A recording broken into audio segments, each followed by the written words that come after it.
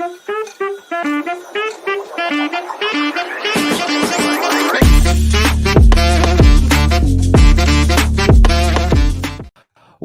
back to the Top 6 show. It's Monday, 6 p.m. Hit the like button.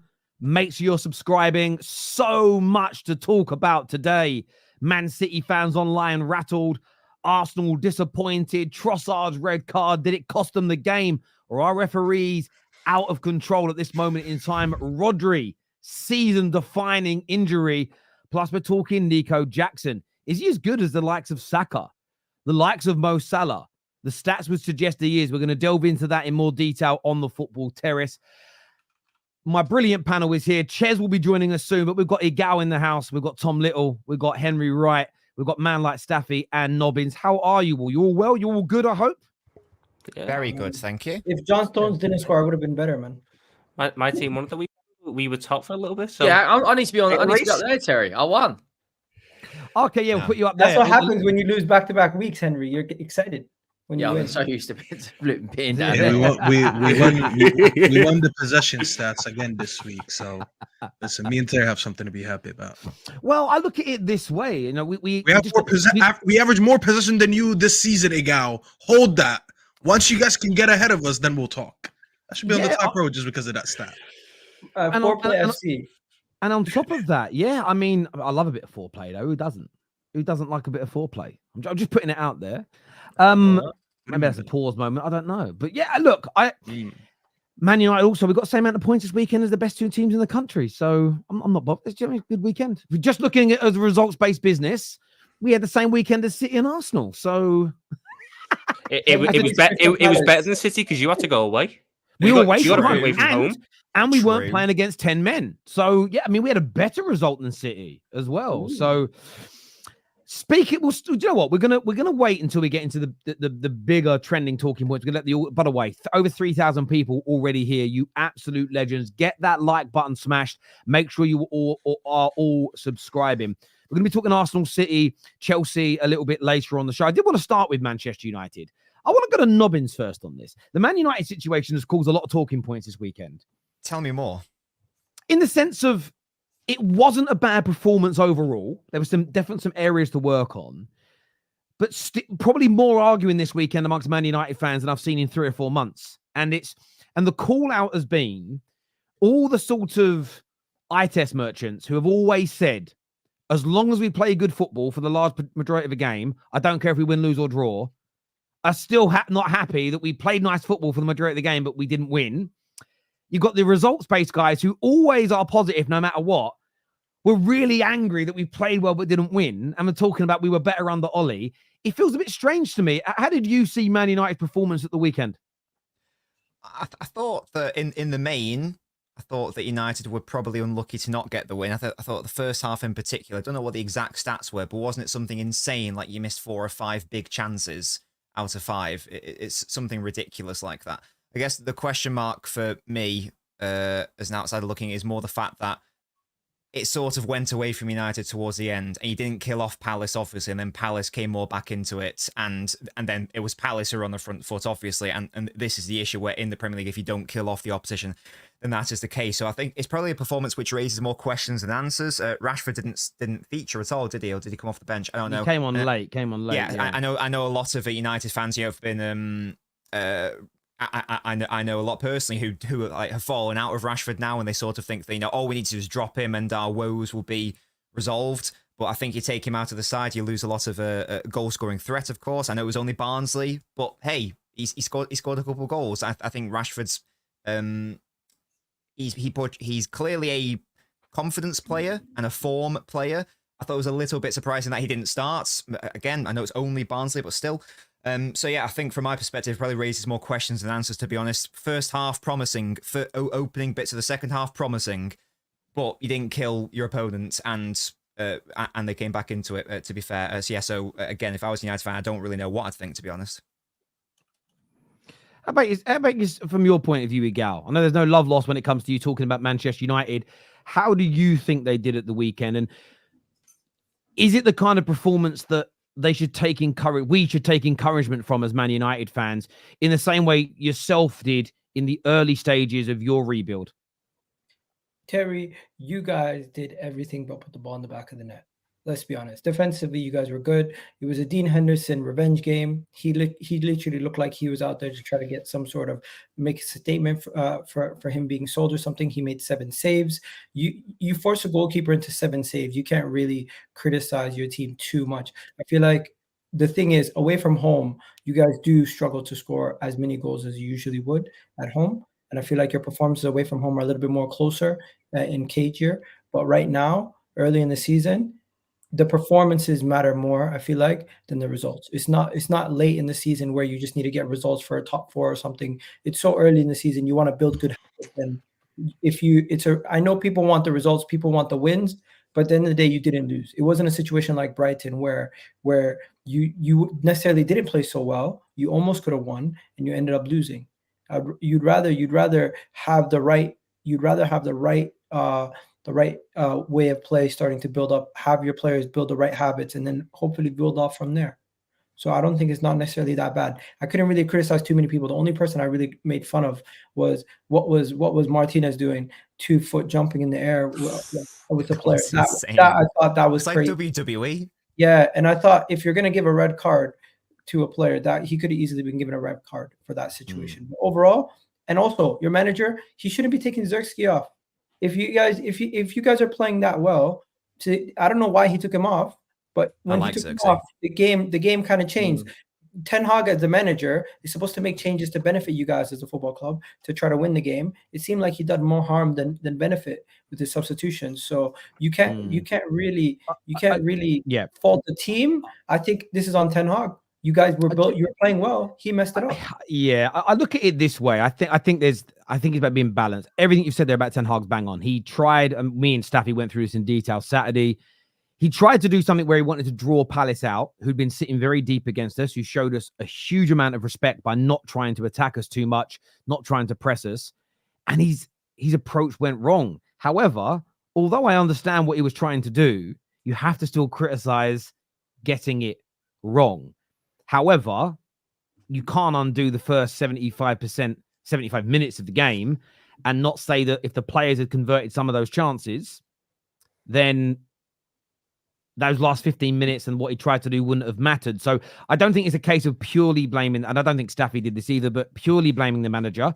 Equally, I don't think you can purely blame the players. But just a really interesting stat that came out after this game. Man United so far this season have missed 17 big chances in the league. And I want to put that into context for everybody. 5 games in. That means we've missed just over 3.5 big chances per game in the opening 5 games. Give an example of how that needs to change. I'm not denying that. Man City, I went and did the maths myself earlier. Over the last 6 seasons combined, Man City averaged 2.55 big chances created per game. Not missed, but just created. The fact we've been missing 3.5, 3.6 per game, that isn't something to praise because you're missing big chances. But from the perspective, one of the biggest criticisms we had in the last few years was, can you break teams down? How are you going to create chances? That, for me, again, is a positive that I can take as a United fan. But it's about, I don't know whether it's the drills in training, whether it's the man management, whether it's some fucking therapy, I don't know, for the confidence, is getting the players to convert these opportunities, because we're creating them, and we're creating them at a level which is, we're missing them at a level over 1 more per game than the best team in the world create over the last 5 years. So there are some positives, but what I don't like is where people just focus on the positives and they don't look at the areas that need to be criticized for growth as well. Equally, I don't think we should just focus on negatives, because there are some real positives to come out of this. But that conversion, if we start converting some of these chances, then I want to see how we grow from that point. But yeah, frustrating not to get the win with how well we play personally. I think Ten Hag is more of a concern in that situation. Sorry, I'll come to you in a second again. What were you going to say, Nobbins?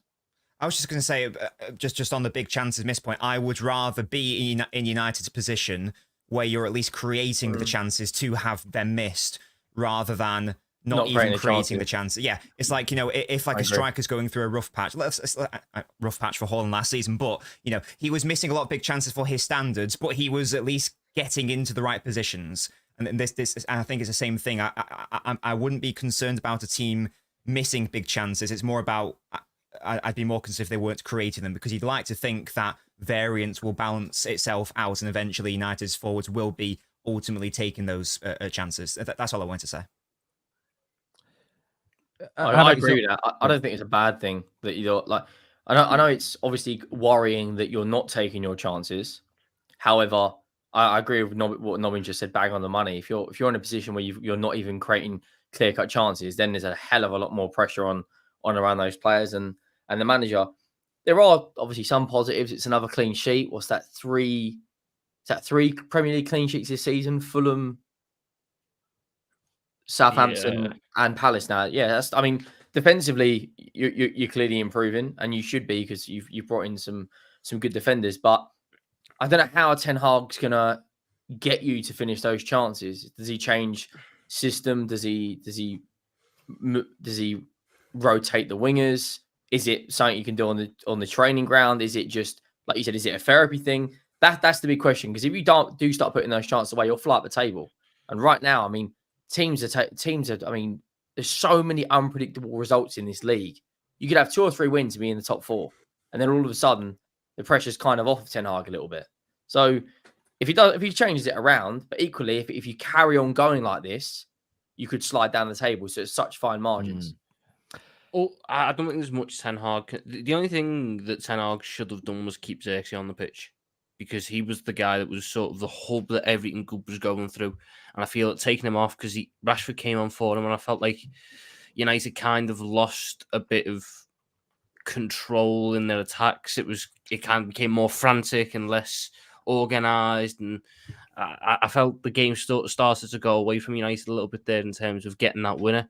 So Zirkzee definitely should have stayed on. I feel like Ten Hag almost just needs to make the ballsy substitutions. I would have taken Garnacho off. I don't think Garnacho necessarily had the greatest game. If you're chasing a goal, I don't necessarily think that's the worst sub you can make. Bringing Rashford on for Garnacho and keeping Zirkzee on to try and bring Rashford into the game, getting the ball in positions where he can have a shot closer to goal. Ten Hag can't do much about the players finishing. He can only instruct the players to be where they are on the pitch. The fact that creating the chances is probably a good sign that the work that him and his coaching staff are doing is working at, and they're getting the correct things. He's not in control of Zirkzee missing 5-yard headers, or Garnacho missing, or Fernandez missing, or whoever it is missing. I also, on that game, Eriksen had a really good game. And I feel like that's a kind of something that I didn't expect from United this season. But I feel like he's kind of... I still don't think he's the perfect partner for Mainu, because it asks Mainu to do an awful lot in terms of covering ground. But in terms of the team, Eriksen gives you an element of control which no one else does.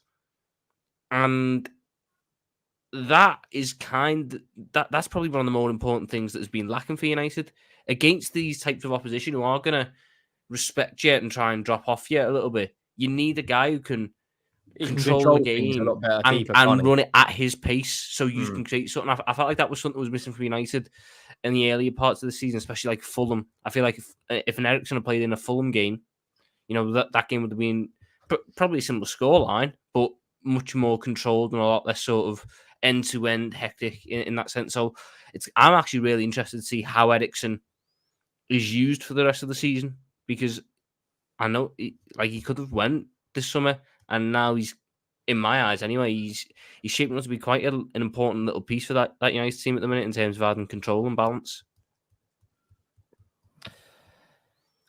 Staffy, I want to ask you a question.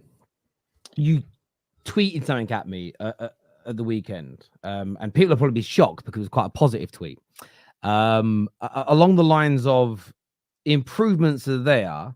I think it was when I tweeted about Chelsea's rebuild and how they're not manager-centric, and how they started improving at the back end of Poch, but a new manager has come in and continued that, because the head coach isn't necessarily the most important component of a football club anymore.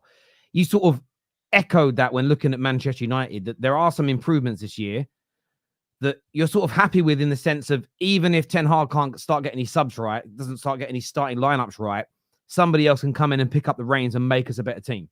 unless I misinterpreted your tweet. No, you tweeted that you were disappointed that we That's didn't the get one. the win today, but you were happy with elements of our game, and I agreed with you. And I've been very consistent with that. This is why if anyone is surprised it was a positive tweet, they shouldn't be surprised, because it means they're not watching the football terrace enough. Because I've said all summer that I'm happy with the signings that we're making, bar maybe the Ugarte one, but that was 5 signings. So if I agreed with 4 out of 5, that's 80% of me being satisfied. That's a very high percentage. I said that the way we played and the players that we have in this current, at least this 11, I like most of them. I like how Ineos came in and they raised the floor of this current team. We look like a much more technical team than we did in the last couple seasons. We didn't have to rely on transition too much last game to create chances. We didn't have to rely on individuals to create chances. It was a group effort. You had chances being created from multiple people. You had chances being created in the first half and in the second half.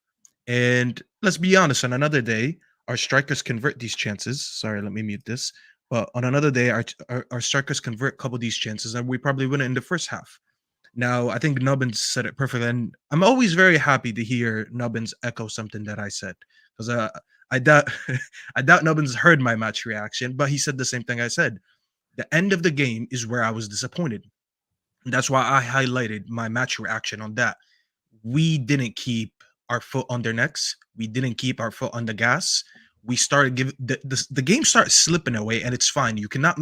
There's no club, in my opinion, or any team, no matter how good they are, can sustain the same level of pressure for 90 minutes, especially without subs. The thing is, as a manager, you need to identify what you're doing right and keep it going, or you need to identify what the team is doing wrong and try to fix it.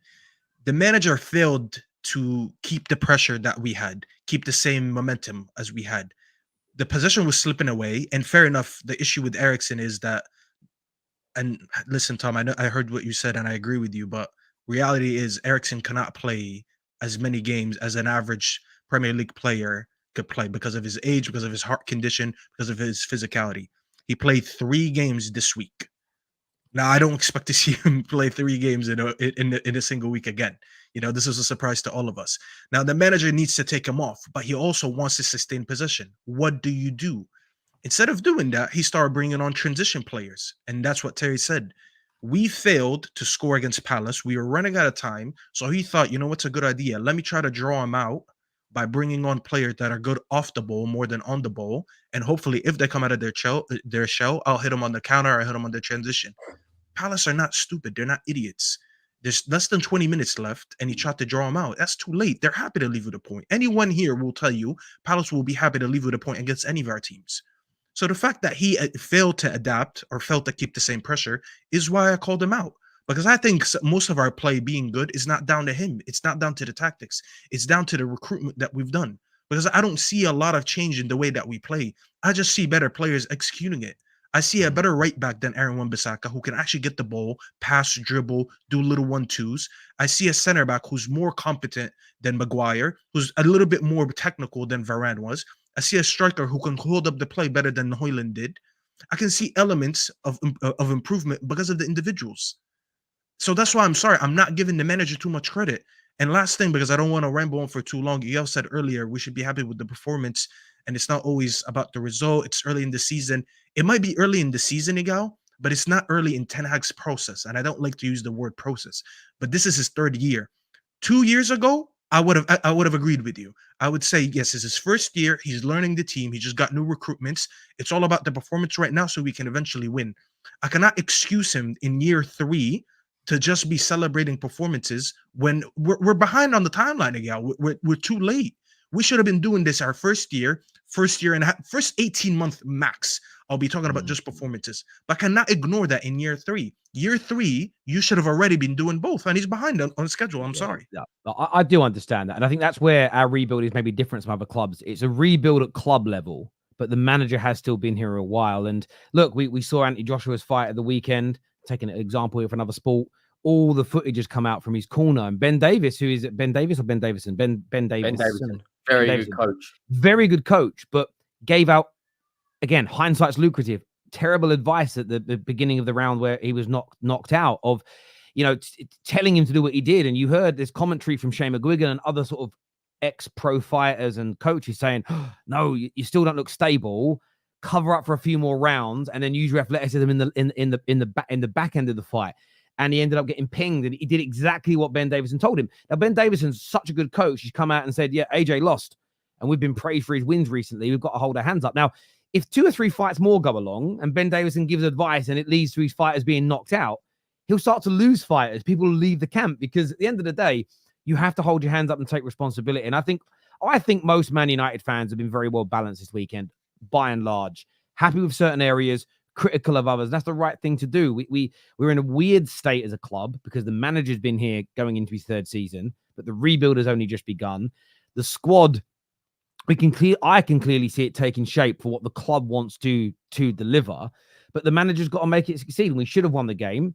If we win the next 3, 4, 5 games, stops making these substitution mistakes, this game will become a bit of a footnote in the season. If he continues making them, especially when we play well, just like getting battered, I think he'll be out the door sooner rather than later. I don't think Ineos will stomach it. They'll want to see improvements. But I just want to add one more thing, Terry, by the way. And I don't expect Egal to know this because he's not a United fan.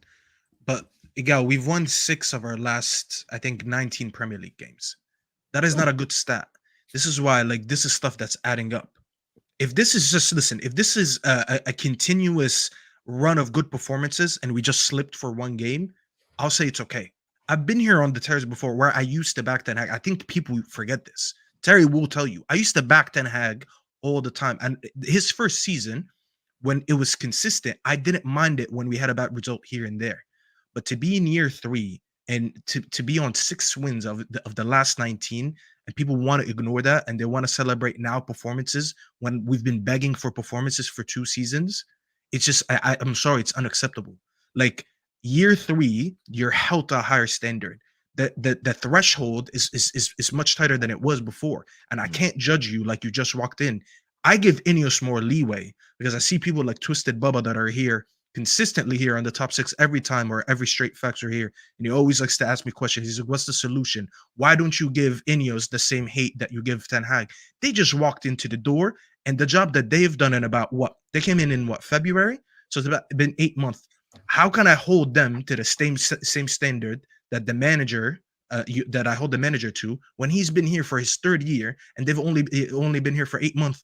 And what they did as ownership is much more significant than what Ten Hag did as a manager in 3 seasons. So it's almost crazy to ask me to hold them to the same standard that I'm holding Ten Hag at. It's insane. No, totally agree. And it's like everything else. It's why, again, I can't be totally angry at not winning, because one goal, and now I know goals are significant in football, but if we'd have played poorly and scored 2 goals, there's part of me that would be more worried than playing very well and not scoring a goal at this particular stage. If that becomes a habit of playing well and not scoring, and by the way, that isn't even like the LVG days. LVG, we held the ball, but we didn't create anything. It was literally side-to-side passing, almost 0 penetration. I'm confident if we keep performing how we did in the last 3 games, we'll start to win a lot more football matches. That's why I think the performances are key. But the manager's got to stop making these mistakes. Viewers, give us your thoughts, give us your feelings on Manchester United in the comments section below. 5,100 people watching. You're absolutely amazing. Let's get this up to at least 1,500 likes whilst we are live, people. Let's get that like button smashed right now. I don't know if Chez is ready to come on. His camera's not on. Chez, get your camera on, brother, and we'll bring you on. I want to know when you're ready. I'm going to talk Liverpool in a minute. Spurs, Henry. Are you there, Henry? Have you gone off? Where are you? Yeah, sorry, I was just helping someone at the door. Spurs obviously picked up a good win at the weekend, but should it have been a win? And I want to talk about this moment because there's been a lot this weekend. Should Vicario have seen red for this handball? PGMOL have stated that although the ball was going to fall to, I think it was Damsgaard, and he had almost an open goal to shoot at, they didn't consider this an obvious goal-scoring opportunity. Is that a mistake by the referee, who's got a clear view, the linesman, the 4th official, and VAR, for a player to be told that with an open goal, with about an 8 to 10 yard gap in between 2 defenders, who's about to strike the ball at an open net, that isn't an obvious goal-scoring situation? But isn't handling the ball outside the box as a red card offense No, anyways? it's only a red card if you deny a clear goal scoring opportunity. So a goalkeeper can walk out of the box with the ball, but it doesn't deny anyone from a goal scoring opportunity, and he wouldn't get a red. No. Generally, That is generally the speaking. stupidest rule ever. What? However, if there's a striker next to him, he does but it. generally speaking, a goalie only comes out in his box when somebody's approaching him, or in that scenario. That the irony of it is, do you know how you know he denied a clear goal scoring opportunity? Because there was no chance of a goal. Why would he have handled it? Why would he have panicked and swatted He would at have it 3 left times to try and He get it would have away? left it. Do you know what I'm saying? So yeah, Henry, like what? You guys deserve to win the game in terms of your overarching play, and we spoke about that a lot on Saturday. But there's been a lot of refereeing decisions that have been spoken about this weekend. This is one that seems to have been getting very little airtime, and I just wanted to discuss it on the top 6. Yeah, I mean, yeah, it's a red card, isn't it? It's a straight red card. He doesn't just touch it once. He touches the ball twice. There's a player right next to him who could easily strike that into an open net. At the time, it was 2-1. I think it was 58th, 59th minute. 10 men, last 30 minutes. I don't think you see a sort of performance you saw Arsenal did, because we'd still go for it. And there'd be, we've seen it with Chelsea. There'd be a hell of a lot of space in behind, and we'd probably go on to lose the game. It's an absolute howler from the referees. It's an absolute howler. What I would say is the performance in general. I'll come back to the red card in a minute. The performance in general from Tottenham, the best performance we've seen this season. Created so many chances, absolutely dominated Brentford. Yes, they had more possession, but I'm happy for that. I don't want us to go gung-ho and concede 10, 15, 20 shots a game. I think James Maddison had a really, really good game. Clever finish for his goal. Got an assist. Dominic Solanke got on the score sheet. Lots of positive signs, but it could all have changed if he was sent off, and he should have been sent off. How VAR... Apparently, VAR didn't even look at it either. How they have not looked at that? Look, it's my club, I'll be honest. You guys know. That is a straight red card. No ifs, no buts, no maybes. That is an appalling decision. How they've not looked at it, he stayed on the pitch, and then we've gone on to win the game. Like, if you're Thomas Frank, you have got to be... I would have... I don't know what I probably wouldn't even find a month's wages on that press conference he did, because if we concede that goal, he gets sent off. We then have to bring on Fraser Forster, who is a terrible goalkeeper. We then probably would have substituted one of the forwards and kept Son on to carry the ball up the pitch, kind of like Arsenal with Martinelli. And Brentford, everyone knows as soon as Tottenham go under pressure, we crumble. So, plus if it was a straight red card, he then would have missed the Man United game. We're then going up to Old Trafford with Fraser Forster. And then the following game, we've got, I believe, Aston Villa? A Brighton away. So we'd be going Brighton away with that. Like that all of a sudden, I mean, I'm still not a massive, huge fan of Ange, but I'm happy to give credit where credit's due. And I think he got a lot of the subs right. I'm happy he finally gave Mikey Moore some game time, albeit it was only 10 minutes. But how we've got such a talent in our, which we all know is a rare, very rare thing that Tottenham bring out a player like that out of our academy. We've got to give him game time. We're averaging one every decade at the moment, so give him some game time. But yeah, straight red card for me. Absolute howler of a decision from the refs. I don't think the Premier League referees, guys, are really like. Do they know what they're doing? Like, have they been trained properly? You're only asking this now. No. I've 1 second. Don't even dare say that. I've been asking this for as many years as I've been. It was a rhetorical question. It was rhetorical. Like, when it comes, I get it. I'm being facetious. Anyways, my point is, you know that Twitter page that they started, the Premier League Match Center. What, the one which you can't reply to? It's just a whole page of PR and lies. They're just trying to basically, during the match, they're trying to lie to us to make us feel better. That's what they're doing. I don't think they actually have a set of rules that they follow. Everything seems to be somewhat subjective, and on the day, how they feel determines what they're going to give. Another referee gives a red card for that. Another referee says, you know what? He might agree with the referee today. We're going to see this exact same situation play out in a couple weeks' time, and that goalkeeper is going to get sent off. And it's just annoying. Yeah, no, look, I totally agree. And actually, there's a comment here that Fraser's put in that several angry Premier League clubs are set to put the heat on referee chief Howard Webb over what they claim to be a series of mistakes by officials this season. Do you know the bit that gets to me? I know there's others we're going to get onto. It's the way these mistakes are just covered up. And the problem is Spurs fans with this particular one will become tribalistic and defend it. No one's attacking Spurs for this mistake. Nobody thinks Spurs paid the ref. Nobody thinks that City paid for Trossard to be sent off. Nobody thinks that, I don't know, City paid for Doku not to get sent off when he kicked what's-his-name in the chest last season. Nobody thinks that. It's just, I think they've just got to start admitting to their mistakes and we'd all say, okay, no problem. It's when you hear, yeah, look, the referee, we're giving them the initiative that we don't want to be making it 10v11. We want to try and keep the spectacle going. Then someone gets sent off. Well, what about the higher bar for the second yellow to keep it 11v11? Well, they've got a referee by the letter of the law. It's the chopping and the changing and the inconsistencies. And the bit for me with this one, again, I agree with everything Henry has said. Spurs deserve to win on their play overall. But the reason why I think these decisions have to be looked at is let us not pretend that I can't believe anybody doesn't think it's a clear goal scoring opportunity. Maybe one of the defenders blocks his shot, but there's an opportunity. Again, if I was to say to you now, remove the goalkeeper, and he went, right, Damsgaard's going to take a shot from there, no covering defender other than the two in front of him. If I was to say now, you've got to take £100 out of your bank account and have a bet on him hitting the target or not, like scoring or not scoring, I think the majority of this panel are going to say... You're not prepared to take that risk, are you? But it's not even that, Terry. I mean, look at the word that we use, okay? Let's go back to the simple language of English.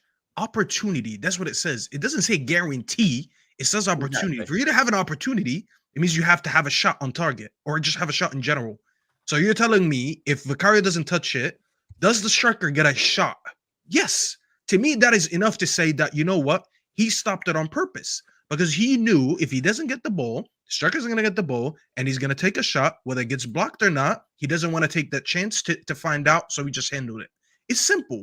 At least change the wording then. If you want to disrespect our intelligence as fans, just change the wording then. Don't say goal scoring opportunity. Say guaranteed goal. Yeah. I want to throw this out as well. Do you know what's interesting when they've broken that clear opportunity of scoring before? I've heard them say this. I've heard pundits say it. I've heard ex-referees say it. I don't think Howard Webb quite has, but the ex-referees say it does depend who's running through on goal. And that, for me, there is an issue. The integrity of the game is then diminished because if that was Haaland it was going to fall to, they would then justify it when they send the goalkeeper off. But if it's fall into, I don't know, Darwin Núñez. Darwin Núñez, he scored, leave it out. I know he's got a skimmer, but if it falls to Darwin Núñez, they say, well, Darwin Núñez doesn't have a good goal track record of scoring, therefore he might not have scored. You can't pick and choose who the rule is applied, but that's where fans get angry because they do that. And it isn't a dig on City, but say it was falling to Haaland, the justification from all the referees would be, but it's Haaland, he's probably going to score, right? But it falls to Harry Maguire, and they say, well, he probably wouldn't score from there because he's not very good. He has more goals than Pedro Neto, respect him. But yeah, it's crazy. It's crazy. You know what pisses me off even more, Terry? The pundits who just back every dumb decision referees make and try to cover it up by saying, we don't know the rules, these are the rules, try to explain to us rules, and then you see the exact opposite happen another day, and then they say, you know what, this guy also followed the rules. How can both be true? We've seen Leno get sent off for a situation where he was closer to the corner flag than he was the middle and touched the ball by accident, and he got sent off. So I don't even know what to say anymore, man. It's just don't try to tell us you're telling us how the game is played and you're telling us that we don't know the rules, but you guys are making up the rules on the fly. That's bullshit. I believe you don't have this though. The thing is, I can actually understand the referee making a mistake. Like on that photo, he's not necessarily in the greatest spot to tell whether the hand's over the line or not. True. What is VAR for then? How is that not a clear and obvious error? I can somewhat even understand the clear and obvious error. You can't get more clear and obvious than I thought he handballed it inside the box. It was outside. It's crazy. Yeah, but that's the problem. When VAR first came in, they were re-refereeing the game, but I thought it was great because That we was were the getting point of it. we were getting correct decisions. But you saw the one in the Chelsea game that Fofana holds onto the man's wrist, and fair enough, he lets it go a second or so after holding it. But again, I am petty sometimes in life. What West Ham should have then done is spent the rest of the game holding Chelsea players' arms as soon as they started sprinting, they let go within a second. And this is the thing. Again, some Chelsea fans get annoyed. Whoa, why are you calling us out? I'm not calling Chelsea out. Chelsea did nothing wrong. Chelsea didn't pay the referee to make that mistake. But we, the football fans, know what a foul is and we know what isn't. We know what you've said before and we know you're talking out of both sides of your mouths. And for me, look, I don't want to... Tottenham's performance overall was really good. But these decisions matter. These decisions hold water. And let us not pretend the Spurs going down to 10 men, leading 2-1 with the way they play football, couldn't have changed the game.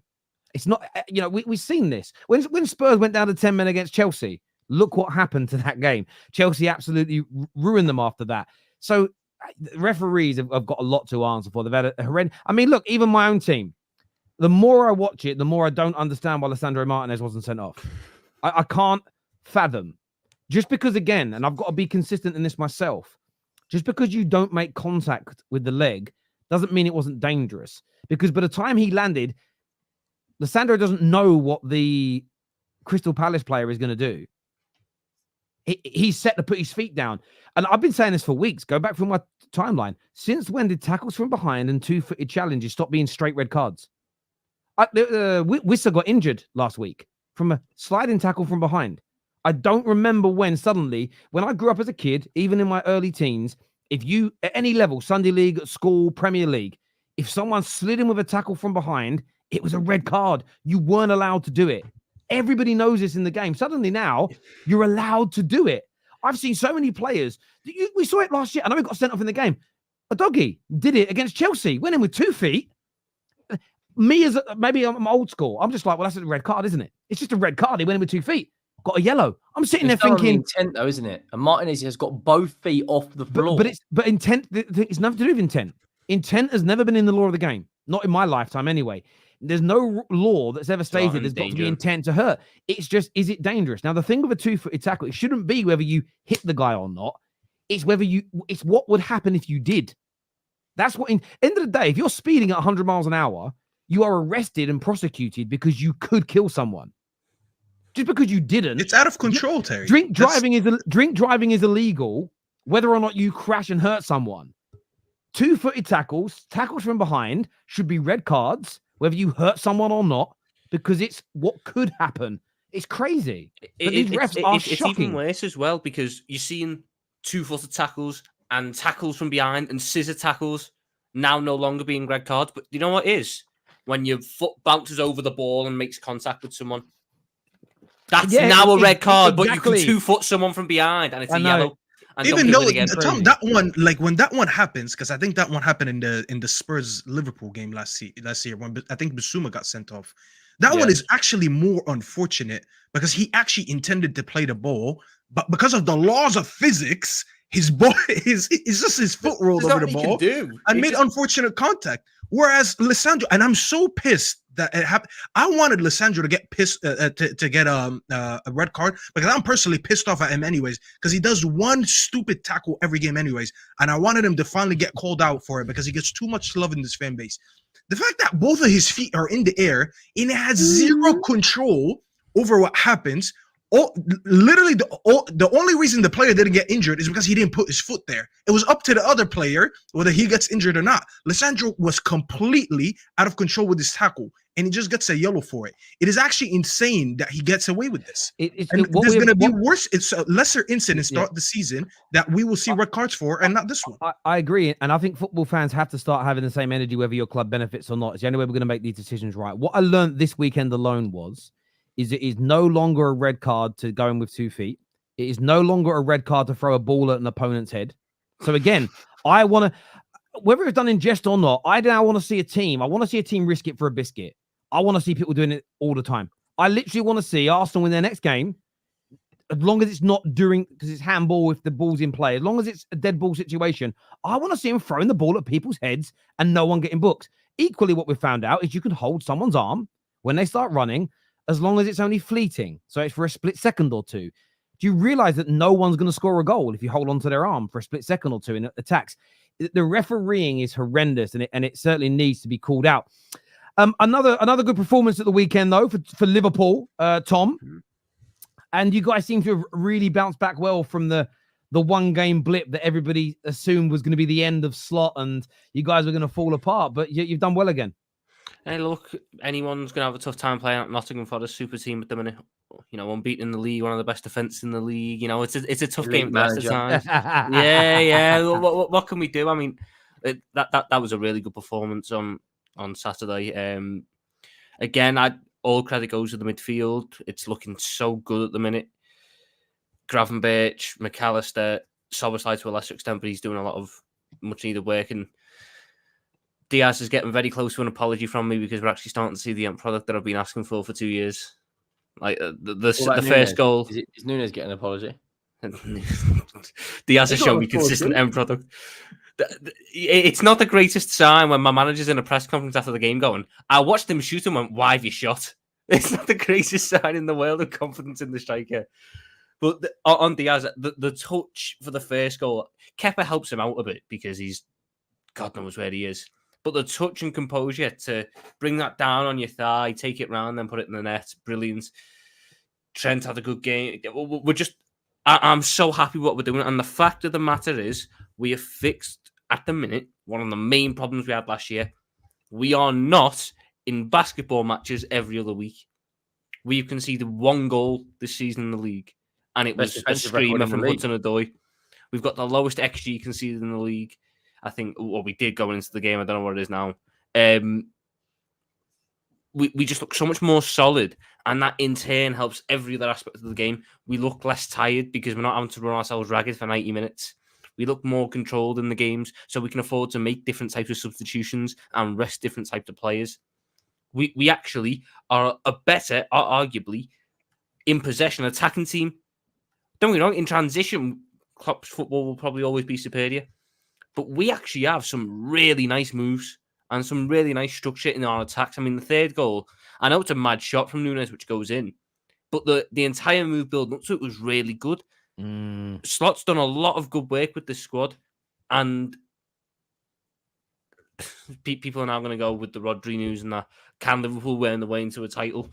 You still need a lot of luck, but surely we're playing like title winners. We're playing like title challengers. I still think it's too early to be saying Liverpool are title challengers. You've played 3 games at home. You've lost one of them. The other 2 games that you played away from home was Manchester United, who somehow you guys have a superiority over them. This is what I don't like, Phil. Also, but this is what I don't like, Egal, because everyone going into that. Across, and then you can respond, please. No, but please. Tom, he has got a point. It's 5 games into the season under Arne Slot. We've seen this with Tottenham. We see it with a lot of new managers when they come into a team with quality players. Teams take a while to figure how you play, figure out your weaknesses, and how they can exploit them. And once they do, you see points come off the board quite quickly. You haven't faced many tough teams yet, and also it's going to take a little bit of time for teams to figure you out. So, Tom, you can big up Gravenberch. He's been amazing, one of the most improved players in your team so far. Trent, Salah, all these guys, Luis Diaz, revelation under Slot. But I just don't think you're there yet to be saying after 5 games, you're back in the title race. I never said I said you need a lot of luck to it. And secondly, the point that's got me a lot recently is going to Old Trafford before that United game. Everyone was saying this is Slot's first big test. This is Gravenberch's first big test. It's a real big test. We smashed it out the park, and everyone went, "Well, it was just United. Doesn't matter, does it? They're crap anyway. It's not really a test. When's your real test coming up?" Like we've shown can I say something about that? Big games that we've got a bit of quality. Sorry, Tom, didn't mean to interrupt there, but I want to say something on that. You actually struggled against us 3 times last season, and this is not me doing United props. It's factual. You struggled against us 3 times. You beat us 0 times in 3 attempts.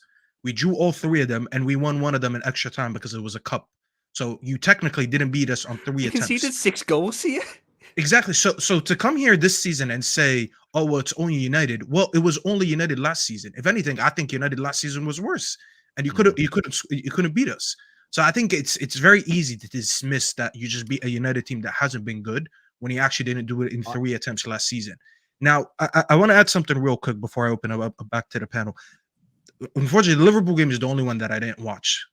But hearing everyone talk about the Liverpool game, I can say there's one consistent thing so far this season is that every time you get a win, it sounds like there's different reasons.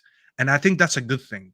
I feel like Arne Slot came in and you haven't been a one-dimensional team. Even in the loss that you had, I heard a lot of Liverpool fans talking about the team when you lost last week. It looked like the club team. It looked like they were just doing the same instructions of old, and it didn't look like they were actually doing slot ball that you did in the first 3 games. And hearing the win that you had yesterday, or 2 days ago, whatever it is, it sounds like every time you have a different standout player. You're no longer reliant on just Mo Salah doing everything on his own. You're no longer reliant on Trent just having a world-class or a purple patch where he's just creating chances out of his ass. It sounds like every time you're dealing with the game one game at a time. And I think that's a very good characteristic of I'm not saying you're going to win a Premier League this season, but that's a very good characteristic of a title-winning team, because you can deal with occasions one at a time. You get what I'm saying? So I'm taking that as a very good positive thing of I'm a Liverpool fan.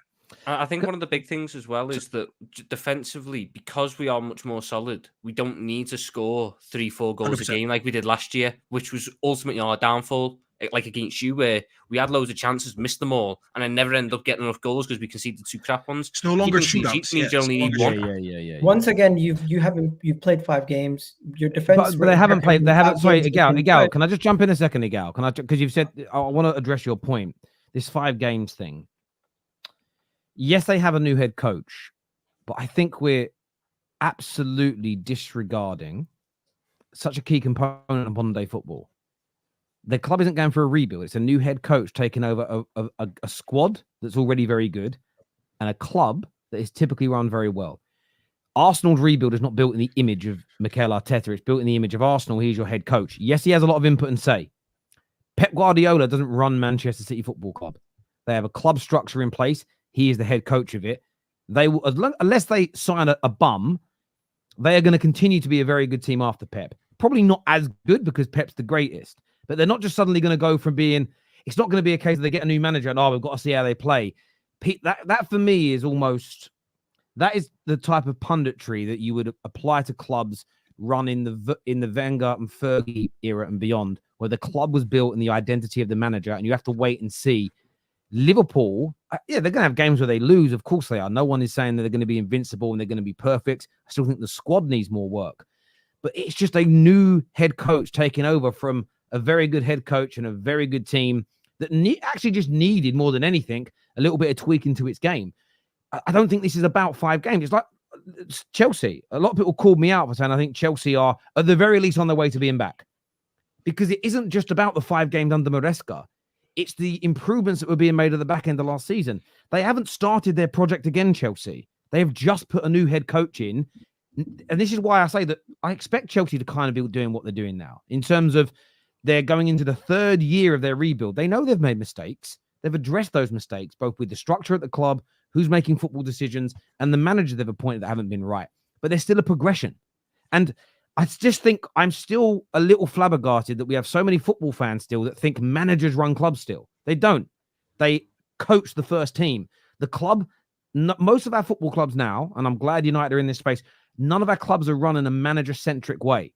The manager is essentially the head coach who coaches the first team to a degree, the way the club is telling them to do it with their own, like any of us as employees. All of us have a job, and you go in and you put your own style on what the company wants you to do. So I just don't think we can look at Liverpool and say we have to watch another 10, 15, 20 games before we can decide that they're a really good team. They will be in and around the title race this year, in my opinion. I don't think we need 20 or 30 games to test that theory. They're a team that has consistently challenged and consistently won trophies for the past 7 or 8 years. They brought in a new head coach. That they're not in a rebuild. Slight transitional period, maybe. But I don't think we should be treating them like a team that's rebuilding from scratch. First of all, my whole point is not saying changing the manager is the reason why they're not going to win. I'm simply saying there's multiple different reasons, Terry. And I think you completely bypassed everything and put me in a chamber saying, because Klopp's not there, they're not going to be in a title challenge. No, they could well and truly be in a title challenge. I just think it's too early to be saying they're solidified going to be in that situation, because one, they haven't faced some of the best teams in the league. They've had an easier fixture list than some of the other teams so far. So I don't think that we've well and truly seen Liverpool be tested enough. Number one. Number two, Arne Slot's a new manager. It can be negative and it can also be a positive. There's such thing as a new manager bounce. When a new manager comes in, you can get a bounce in performance. You can get new systems, new styles, and that takes a little bit of time for your opponents in the league to figure you out. And when they do figure you out, that is when you're truly tested to see how you do bounce back from those situations. We've seen it with certain managers, like Ange. He won 10 games in a row last season and then got figured out and didn't have a good end to the season. We've had managers who didn't have good starts, like at Chelsea, but then eventually started to figure out in Poch near the end of the season. So there's different ways you can approach a season, but I don't think, Terry, there's one way of thinking, and I think you're entitled to your opinion, but I think that it's a little bit different. And I understand that. And theoretically, none of us can be right. We're predicting whether they'll be in a title race or not, because essentially the title race, it depends how you view it. Some say the title race isn't until the last 10 games, but then you've got to build to be in that last 10 game period. So when does it actually start? The only thing I would challenge in your view there is, yes, there's new manager bounce, but that's typically for teams doing badly, because if you're already at the top, you don't have a bounce. You're already up there. And the clubs that you mentioned that had those kind of spikes were doing really poorly when those managers kind of came in, as an example. Liverpool last year, they had a bad season by Klopp standards, but a brilliant season compared to 99.9% of the rest of English football. They won a trophy. They were in the title race up until the last few months, as an example. They only really got knocked out of the Europa League because Atalanta were just amazing last year and beat, look at what they did to Bayern Leverkusen in the final. Nobody expected that. They were absolutely brilliant. They just got beat by a better team on the night, as an example. I do get your point, and I think it's an opinion as whether or not. I just don't think we should treat them or view them through the framing like they're in Man United's situation, like they're even in Chelsea's situation, who are improving, like Tottenham's, where it's been awful for 5 years. If Arteta leaves this summer, say Arteta wins the league this year, and then he leaves and becomes a Real Madrid manager, and then you guys go and bring in another top manager to replace him, I won't sit there and be like, oh, it's going to take a year, got to give him a year to embed his system and he start. No, the expectations will be to win league titles straight away, because you're taking over a well-oiled machine. But Terry, there's nothing wrong with saying you need a larger sample size to judge a team, and that's where you're not wrong. But let me just add something before, because I know Terry probably wants to move on. Let me just add one more thing. Usually, we look at teams that are just this close to challenging, and we talk about what signings could they do in the summer to get them just over the line so they can become champions or just competitors. You've recently done, as an example, with Rice. Rice took you to the next level. You've become a more serious team. You look at the signing, you're like, 100 mil for a midfielder. And fair enough, you did actually compete again, and you probably looked better. I don't think people think of that when it comes to managers. And that's where I want you to think about it. And I want people to think about it right now. We do it with players, but not managers. A manager could be the reason you actually go from just being there to being, all right, now I'm a serious team and a challenger. The reason no one thinks about Slot like that is because we all rate Klopp this high. But seriously, have a conversation with yourself and think about it. Is Klopp actually a better tactician than Arne Slot? Because I don't think he is. And I stood on that in the summer. And Terry, you can back me on this, because I said on Straight Facts, I said, I think Slot is going to come in and he's going to give him one element that they didn't have for 9 years, which is tactical flexibility. We're just saying this because we don't rate Slot on Klopp's level, because Klopp is a legend of the game.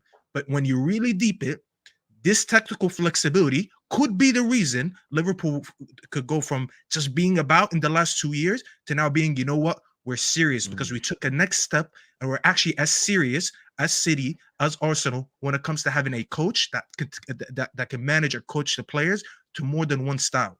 He's shown it as well this season. He's shown it against you lot. He pushed Gravenberch up to basically pin Casemiro into dodgy positions. Against Milan, he changed his entire pressing structure, so Trent wasn't on Leao and Canate was, so they couldn't get out. It's these little changes that we need to do. I'm laughing because I got cooked last week for saying I thought City would beat Inter, and everyone told me that Inter are world class. They're a good team, by the way. Did they get beat yesterday by AC Milan at home? Yeah, 2-1. Yeah. Hold that, Mo. It just made me laugh And because I got AC Milan so are much dog shit shit. for it. I know they are. It made me laugh. I didn't. Do you know what? Yesterday was so crazy with the Premier League. I didn't check many other league results. I didn't watch anything else, and I just saw Mo ranting on my Twitter feed, and I was like, "Oh, I think they lost, didn't they? Oh, that's hilarious." Look, viewers, I'd love to get your views. Love to get your takes on Liverpool. How good do you think they are? Will they be in title races this season? Based on the early sample size. By the way, I don't think Egal's opinion is overly wrong. I think it's absolutely fair that you put it out there. But our job is to challenge each other on these shows. Make sure the like buttons are being smashed to over 6,000 people watching. I cannot thank you enough for your loyalty, your viewership, and everything else you guys do. You are, in my opinion, the best footballing community out there. You are. So thank you very much indeed. A few super chats before we go on to the next section. Tom, how many teams have played low block versus Liverpool? For the whole game, only Forest. And the problem, yes, you can talk about that, but that was a case that if you watching that game, it was literally just a case of every single one of our key players had arguably their worst performance in a Liverpool shirt across the past 2 years. Yes, because the next game it didn't happen again, and the game afterwards it didn't happen again. But did you face a low block in those two games? Not a low block in the way that Forest did, but again, the mistakes that were being made in the Forest game were not because of the low block; they were individual errors. Oh, so we broke down the low block a couple of times against Forest, and then Trent would pass it out of play, or Soboslai would pass it out of play. That's not to do with the low block; that's to do with us being idiots. Guys, but the lack of quality chances is down to the low block. That's what I'm saying. Okay, guys. We can't debate all of these points, otherwise we'll be here until about 15 to at 15 o'clock. We'll come back to that one. It's going to be a long one. Maybe the refs are getting paid to ref in the UAE. Well, they have been in the past. But by the way, I still don't even think there's any corruption going on. I just think that's something they shouldn't be allowed to do. It just saves the confrontation. I did get that right yesterday as well. And you'll know this, Ches. Didn't Jose Mourinho, when he was your manager, get an active referee in the Prem to pave his driveway? No comment. Okay, so it happened then. It did happen then. Cool. Yeah. Remember, no comment means I'm guilty in life. That's the typical rule. Do you know what I mean? Not strictly true, actually. Henry, is Johnson at least a semi-pro footballer now? Look, you've got to give credit where credit's due. 2 goals in 2 games, match winner. His goal against Brentford, by the way, was a good finish as well. So, yeah, fair play to him. There we go. But he's still trash. Couldn't help himself, could he? Couldn't help himself with that last comment. No, I want quick answers on this, and I'm going to go to the rivals, not Tom and Egal. Who has the better starting 11, Liverpool or Arsenal? No systems or teams, just purely better players. Staffy, who are you going with? This is easy. Liverpool. Yeah. There's Liverpool there. Liverpool played 2 styles of If football. they had Declan Rice, their team would be far superior. And I'd even rate Declan Rice like that. Well, at least he's a DM. What was it again? Who has the better 11 or better style? Just better players.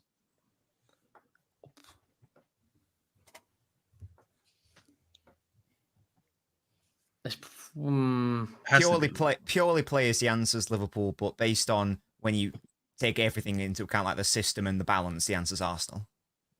Only by a little bit, though. I wouldn't say by a lot, even last season. Well, they've finished above them the last 2 seasons. I don't know. So I think Arsenal are. Listen, if Last season was literally a 1.5-2 game swing. If Liverpool compete for the league this year under a new manager and a different system, that proves that Liverpool. It's not like a wide. They're not a. I don't think there's a massive gap between the top 3 teams anyway. Yeah, I think when you look at the top 3 teams, I don't think it's disrespectful. I think the gap between Liverpool and Arsenal right now is probably the same as between Arsenal and City. Like you're talking marginal differences between all the teams, but all capable of winning the league, in my opinion. Staffy, are you a patient person? Persian. Patience is earned. It's not granted. Yeah? It's earned and it's not granted. Because I know he's going back to the Ten Hag comment. You know? This is a great question. Who had the better double save this week, Raya or Onana? I think Onana's, and I'll tell you why.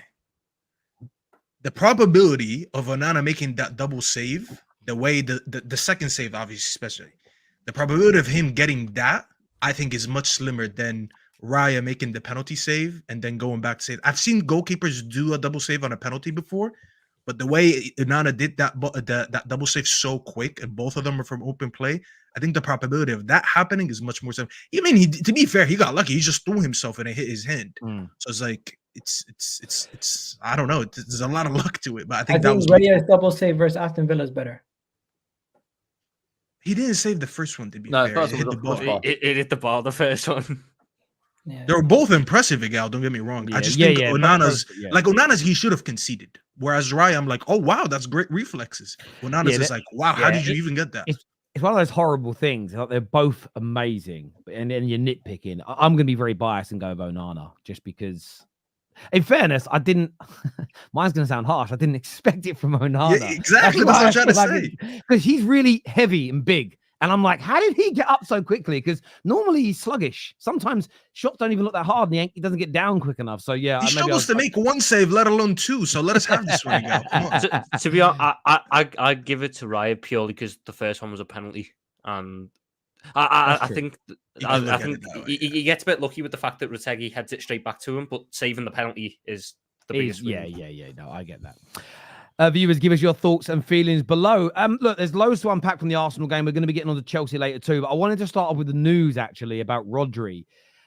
It's been confirmed by a few outlets. There's still rumors it may not be the entire season, but it does look as though Rodri is going to be out from anywhere to sort of 3 months to the rest of the season. If it's his ACL, it's going to at least be 6 months out, which is pretty much the rest of the campaign.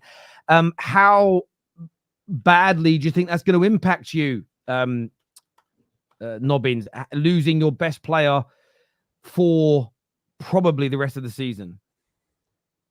Yeah, it's detrimental, obviously. Last season, we lost De Bruyne, our best player, for half the season. This year, it's our most important player for what seems to be all of it. It's not even like, you know, when De Bruyne went out for half of it, you had the knowledge of, well, he's coming back in January, but you also had the knowledge of, well, we've got pretty strong depth in the offensive midfield areas, so it doesn't really matter as much. Whereas if Rodri goes out, then there's no true there's no true replacement. It's more sort of like bodging a hole, really. There is Gundogan, but it is 2024. It's not 2022 anymore. There's Kovacic, who we know can do a job and started the season very well there, to be fair. But again, it's not ideal. There's question marks about Mateus Nunes. Will a combination therein be the solution? I think the thing for me would be, you know, how will City cope until, you know, January? And the question will be, if City, you know, if Pep's figured it, I think if anyone can figure it out, it's Pep. And if he has figured it out by January, then there'll be no need to do anything. But if it's a case of, right, no, there's clear structural issues here and we actually need to address it, otherwise we're just not going to win anything this year, then maybe we go into the market in January earlier than anticipated. I think the plan was always going to be to sign a true like Gundogan heir in the summer of 2025. So it might just be a question of, will we bring that forward a few months? I think we'll have to wait and see on that. But yeah, it's detrimental. Obviously, it would be to any. I don't even know what the equivalence is, because he's our most important player, and it's not even like we've got a nominal understudy either. It's not like there's a backup defensive midfielder who's now snout 6. Our backups are 8 who can play at 6. So do you think he'll change system, Nobbins? Because I think with the most like player is going to go in there is Kovacic or Gundogan. The Gundogan's what, 33, 34. Kovacic is 30. You've got a lot of youngsters that have got a lot of talent. Could Stones go in there? I know he inverts from a centre back into midfield. Like, and then, you're playing tomorrow night, so I imagine that's probably the perfect game to trial something. I mean, Watford, you could probably smash them 3 or 4-0 with your kids. But big up Tom Cleverley, the manager. I think he waits until this is what I think he does. I think you approach someone like, I mean, I wouldn't, if I was a City fan, I'd look at like Kante on a 6-month loan. He was brilliant in the Euros. Or do you go and get a Bruno Guimaraes and break the bank, but they're going to be thinking 120 million? Do you go and get a Kimmich from Bayern? I think he changes the system completely. Yeah, so I obviously don't know. All I would say is that Rodri didn't start the season, and it was basically a straight swap for Kovacic, and he played very well. In fairness, there were still some weaknesses, as I've discussed. You know, Kovacic's big weakness, he was basically left alone. He played like a sort of 3-1-6, and the emphasis on the one there, he's all on his own. And Kovacic's weakness is covering space. The sort of like ironic thing is, if that's the right word, is that, you know, that's Nunes' bread and butter, covering space, but he's not good on ball as Kovacic. If you could somehow combine Kovacic and Nunes, That would be like the perfect sort of player to do that. Obviously, you can't. So I don't know what he's going to do. I think short term he'll try Kovacic there. Maybe Kovacic and Gundogan a more reserved midfield, and maybe try to use the wings more. Failing that, if we do go big in January, I don't want it to be a loan situation. I don't want it to be a panic buy situation. It has to be someone who we're already interested in. Now, my preferred choice would be Bruno Guimaraes. That's never going to happen because he's just been made captain Newcastle. Newcastle have got their own ambitions. You're never going to get him out of that. I don't even know if he'd want to leave. Second to that, my back choice then would probably be Wharton from Palace. I think he's a fantastic player. I think he could do that job brilliantly. I think he brings a sort of physicality to City's midfield, which is lacking with Rodri's injury. It remains to be seen whether that's achievable or possible, or whether he'd even want to join. On the Stones one, for me, there's a big difference between playing out and out six and. Could you not play him in a double pivot with Kovacic though? In the Champions League final, didn't he play like a similar sort of role against Inter? But again, it's the difference between on ball and off ball position. So in the Champions League final, on ball in the midfield, no problem. My concern is off ball. He played off ball once last year, and that was in the defeat to Aston Villa. There's a big difference. He hasn't quite got the 360 vision in terms of the off-ball defending, if that makes sense. It's the comparison he uses. It's like Trent for whether England or Liverpool. Big difference between playing in midfield and right back to midfield. And inverting in there. Chez, I want to ask you a question on this. Do you think, and this is not said in a way of celebrating the injury whatsoever, and I have seen some Arsenal fans do that today, which I think is horrendous, and they should all be called out. Matt, who used to come on the show, not only was he's been called out, he's actually been suspended from Twitter for celebrating the news, which I think fair play to Twitter. But how much of a leveler is this for the likes of Arsenal in terms of, do you think, could they be considered favourites now? Should there be more pressure on Arsenal to win it that they've lost? I know they've started the season well without Rodri, but typically speaking, their win percentage with him versus without him is significantly different. Do you think it changes the outcome of the season, this injury? Yeah, he's a top-class player, man. He's world-class, renowned. Been doing it for a few years now. He's literally been one of the main reasons why Man City won so many leagues. And without him, it's a big difference. Kovacic is a good player. He's not as defensive as Rodri. He hasn't got the passing capabilities Rodri does. Rodri comes to clutch goals. He's a mentality monster, tackles, interceptions, all of that. He's got everything. So without him, it's a big difference. The level of question, I'm not too sure, purely because last season, I saw Haaland out for 2 to 3 months and KDB out for 50% of the season, and they still managed to get over the line. And this is with Arsenal's team. That was their first team, a fully fit team, and I think they had a few injuries here and there. And in the end, it didn't make much of a difference because it was still neck and neck just like the season before. So I would have to be proven wrong in that aspect in terms of leveling out. But I definitely think it helps Arsenal if they can keep playing, if they can play better football than they do now. No injuries, of course. But I don't think it levels it out like 50-50. But it definitely favours Arsenal in terms of brings that percentage down a bit more and gives a bit of leverage in the league. But I don't think it's a case of Rodri's out and they're going to, it's second and they have to hope for Champions League. I don't think it's a case of that. I think they can manage around it. They've got the money to buy in January. And I think Pep, being the big brain he is, will just figure it out. So people celebrating it, that stinks. People getting overly joyed, that also stinks because Arsenal, the pressure is very, very high to win the league.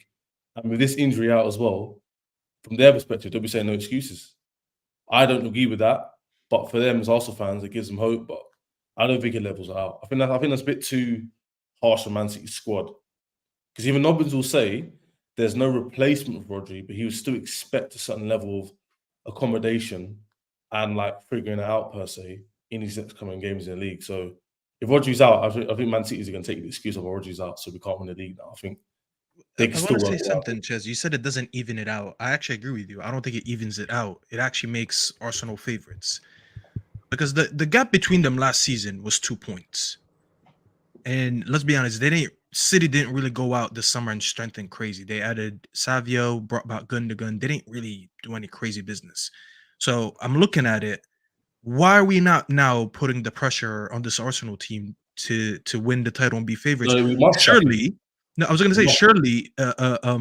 what's his name? Rodri being out is worth more than just 2 points that they won the league by.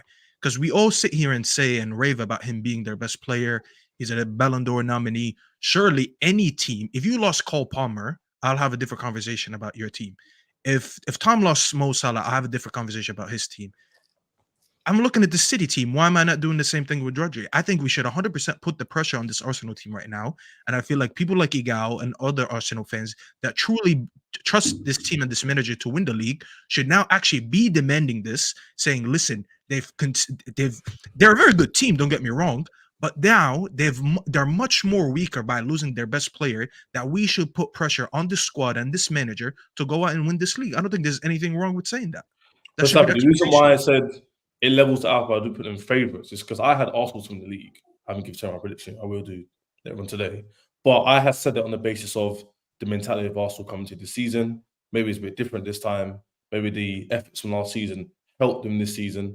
And I assume Mikel Arteta was going to improve his managerial experience and now help him over the line. Now this, you're right. There's no, if Arsenal fans will sit with excuses, there's now zero excuse. Because you rate this. You have no excuse also, right? I'll sit Egal. I'm speaking. Arsenal have no injuries other than Odegaard of note for the first team. Last season, this season they backed the manager again. Moreno? He hasn't played a game though, Egal. Like regardless, guys, hang on, guys. Sorry, Ches. Let Ches finish what he's saying, then let rebuttal. Otherwise, we miss what he's saying. Oh, but Terry, if he says something incorrect, I'm going to correct him. Okay, no, well, what I want you to do, please, Egal, because I try my best to stop people interrupting you. Let him finish, and then you can go in and rebuttal what he said. At least then we can hear everything, because the viewers, it's about the viewers hearing it. I hear you, though. Go on. Of course, so Egal's emotional, so of course he rebuts a lot. But as I was saying, Moreno hasn't touched the pitch for Arsenal, so therefore I'm not going to rate him as a player that you miss. That's what I'm trying to say. Now, if he comes into the team and gets a 9 out of 10 performances week in, week out, and he gets injured, then we could say that. But I haven't seen him play for your team yet, and quite frankly, maybe he starts, maybe he doesn't, even for me. So for me, like Staffy saying, there's pressure. There was pressure before the season started, pressure during the season. Now there's zero excuses. Like zero. Most of you back the manager. He's been there for 5 years. He spent nearly £800 million. People love to talk about money spent nowadays. There's no excuses. But I still think, having said that, I mean, Staffy may differ a little bit, is I feel like either Man City will go in January window and figure it out that way, or Pep will just do enough to use his squad in a way and manage it in that kind of way too. So I believe in that. Whether that happens or not, yeah, we'll come to you. So, Jay, can I ask you a question on what you? Sorry, so I ask you a question on what you've said. When you say there's no excuses, so does that mean in your mind Arsenal are now the favourites? Because if City are better than them, beforehand. Okay, cool. I just wanted to make sure that that's what I was hearing, because if there's no excuses, it means they're the best team in the. Yeah, I said, based off the belief of Arsenal fans, based on what I saw last season, based on the transfer windows they've had, Man City didn't replace Rodri.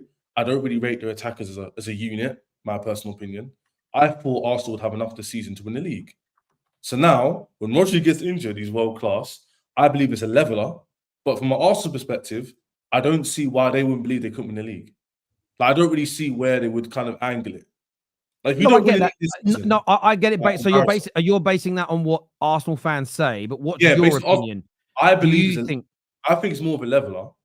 Whereas the Arsenal fans believe beginning of the season, during the season, I speak to them all the time, they believe they're going to win the league. This, in their opinion, for people like Egal, there's zero excuses now. I don't really know what I could hear.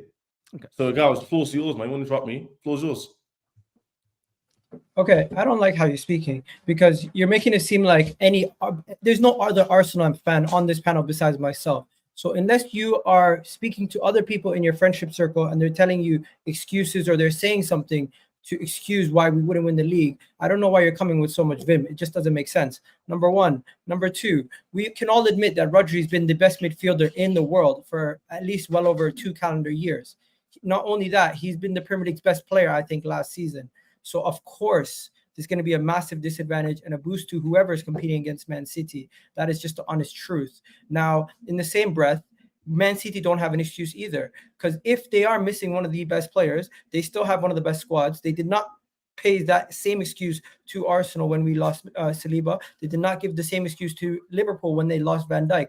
So I would expect Man City, with the world-class manager they are, with the world-class players that they have, that they would continue to push on and try to win this league and still give us a massive challenge. I'm not sitting here belittling them at all. So Ches, and to anybody out here who's looking at Rodri missing, excusing City of not winning the league, I think that is an absolute joke. And especially if it's Pep's last season, especially if they still have Erling Haaland, who's one of the best attackers to ever play in the Premier League. And we can fairly say that right now. So I am not sitting here and saying because Rodri's injured that now all of a sudden Man City are out of the title race, they're not going to win it. No, but at the same time, it is massively going to be a situation where they're going to have to find adjustments. They're going to see if Gundogan can hold it down. They're going to see if Kovacic can hold it down. They're going to see if they can sign somebody in the January window. So stop this stuff where you're saying no excuses for Arsenal, no excuses for City also. One second.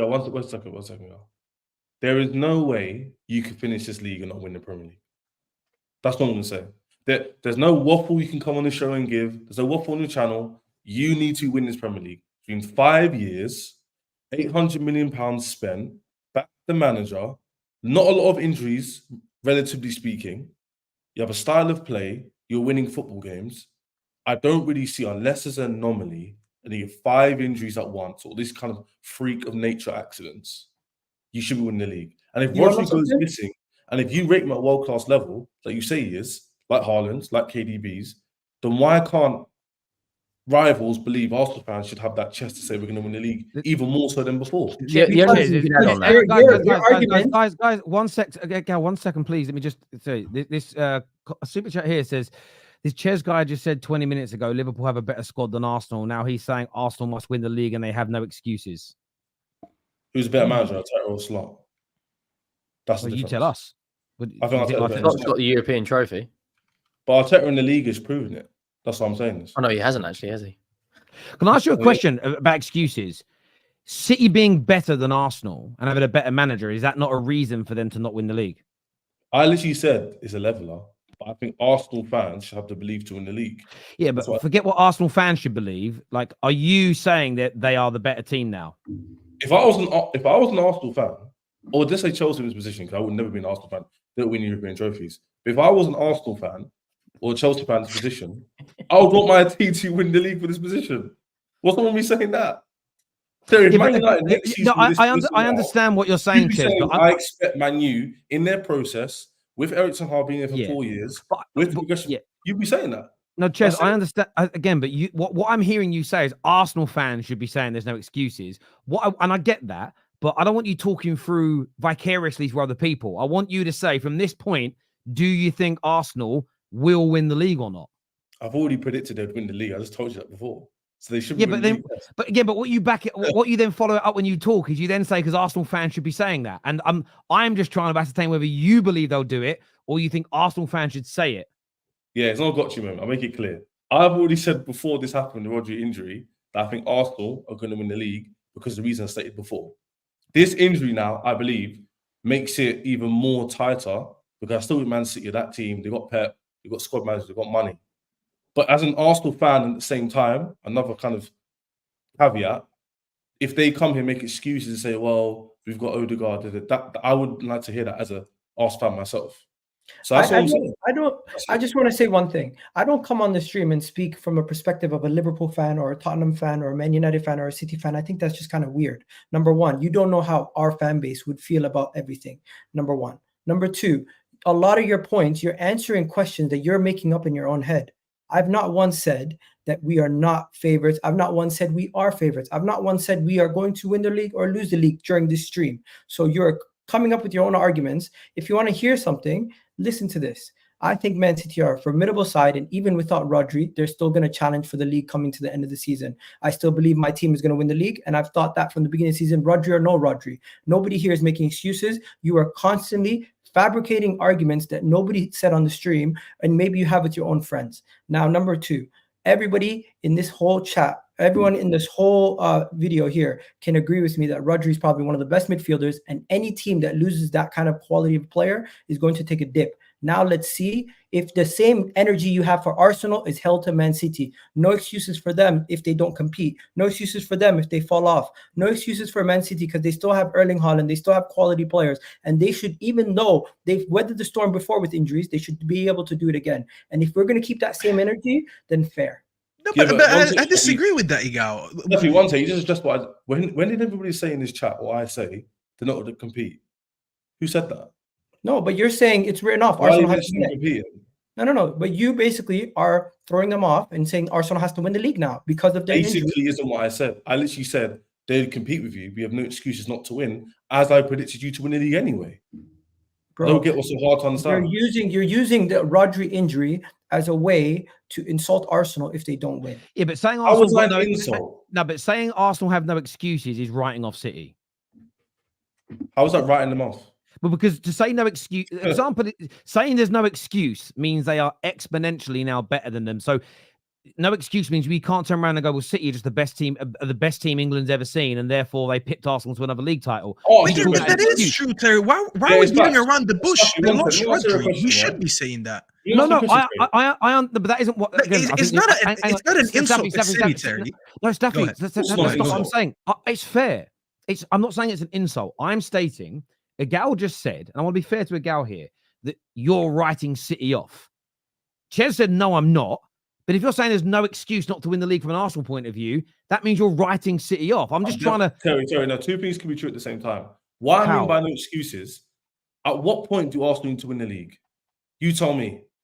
No, you tell me. That has nothing to do with the argument. That is not what I'm disagreeing with. That's my overall point, though. Okay, but that makes sense. Yeah. That makes sense. But when Egal says, again, it wasn't even a major point. Egal just basically said that you're, again, unless I misheard this, you're writing off City. You said, no, they're not. But in the same breath, you're stating that Arsenal have no excuse not to win. It's what I had, Terry, too pedantic. He said not competing and not doing... I never said any of those things. Okay, I'm just trying to clarify. Super chat here says these rivals flip like the wind. 2 weeks ago, it was season over when Odegaard got injured, and with the run we had, now we're favourites. Genuinely hilarious. Do you know what I would say to that though? I don't think Arsenal are favourites right now.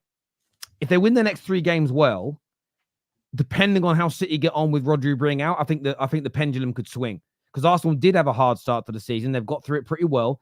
Their next 3 games are not just winnable. Their next 3 games, they should be winning comfortably against Leicester, Southampton, and Bournemouth. Do that, and I do think it changes. But equally, though, Dial Square, everyone that said Arsenal's season was over when Odegaard got injured, they were either Arteta routers or they didn't truly believe in their team. Like most people that understand football did not write Arsenal off after these injuries. Other than that, to answer the super chat, he said 2 weeks ago. 2 weeks ago, Rodri didn't have an ACL. That's true. That is true. What does that even mean? Like, am I supposed to stick to the same opinion that we had last week or a month ago when there's new evidence and there's new events that just change the landscape of the Premier League? Let's just be honest. Rodri having an ACL is probably the biggest injury that could have happened to City, bar maybe Haaland because they don't have maybe another striker. Not to mention that he's probably... he definitely is, in my opinion, right now, the best striker in the world. So outside of Haaland getting injured, and I think it's funny that Nubbins is here on the panel and we haven't had him even address this. Him being injured really does change the landscape of the Premier League. These guys have been called Rodri FC all of last season. Now Rodri's injured and no one doesn't want to call him Rodri FC anymore. Like, Nubbins, please tell me, am I crazy or something? I agree. Listen, I want to throw this out to... quickly. Hang on, I just want to throw this out to Nubbins. Sorry, Egal, is... Not only that, I think Arsenal should feel confident from this point. Liverpool should. I even think Aston Villa should be looking at this. And if you look, again, City may respond and be brilliant. But if you look at the win percentage with and without him, if that maintains itself for the rest of the season now, I think everyone currently in the top 4 has a chance. Doesn't mean they will, but a chance of winning the league. If it's as big a leveler as everybody says, doesn't it open the door wide open for 3 or 4 teams? Sorry, do you mean like direct encounters?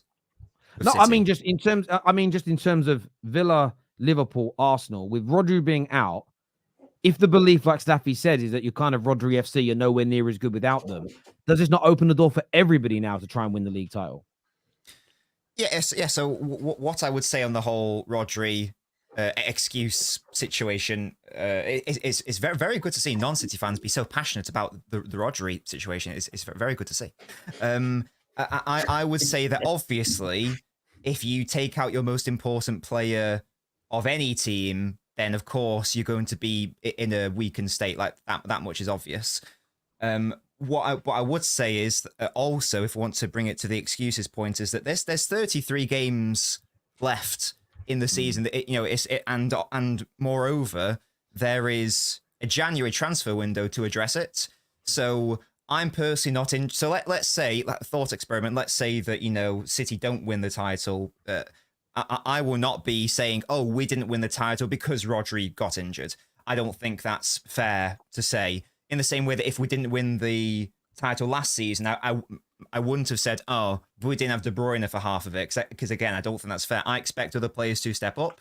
Foden did that last year, for example. From the period where De Bruyne was out, and he saved us in a lot of games. Now, I don't know who that individual is going to be this time. Maybe it'll be someone we sign in January, or maybe it'll be someone in the current squad. I think the way to talk about it is obviously City are in a weakened position, and obviously Arsenal and Liverpool, etc., should be looking to exploit that. But I don't think the conversation should become, oh, now City can just do whatever they want and have no accountability. No, I still expect City to win the title, to be honest. I think we can do it. I think we're good enough to do it. Whether that happens remains to be seen. But I totally agree with your outlook on this. I do. And I was, sometimes people take my questions as opinions, which is a very touch grass, people. Touch grass and get off your mum's boob.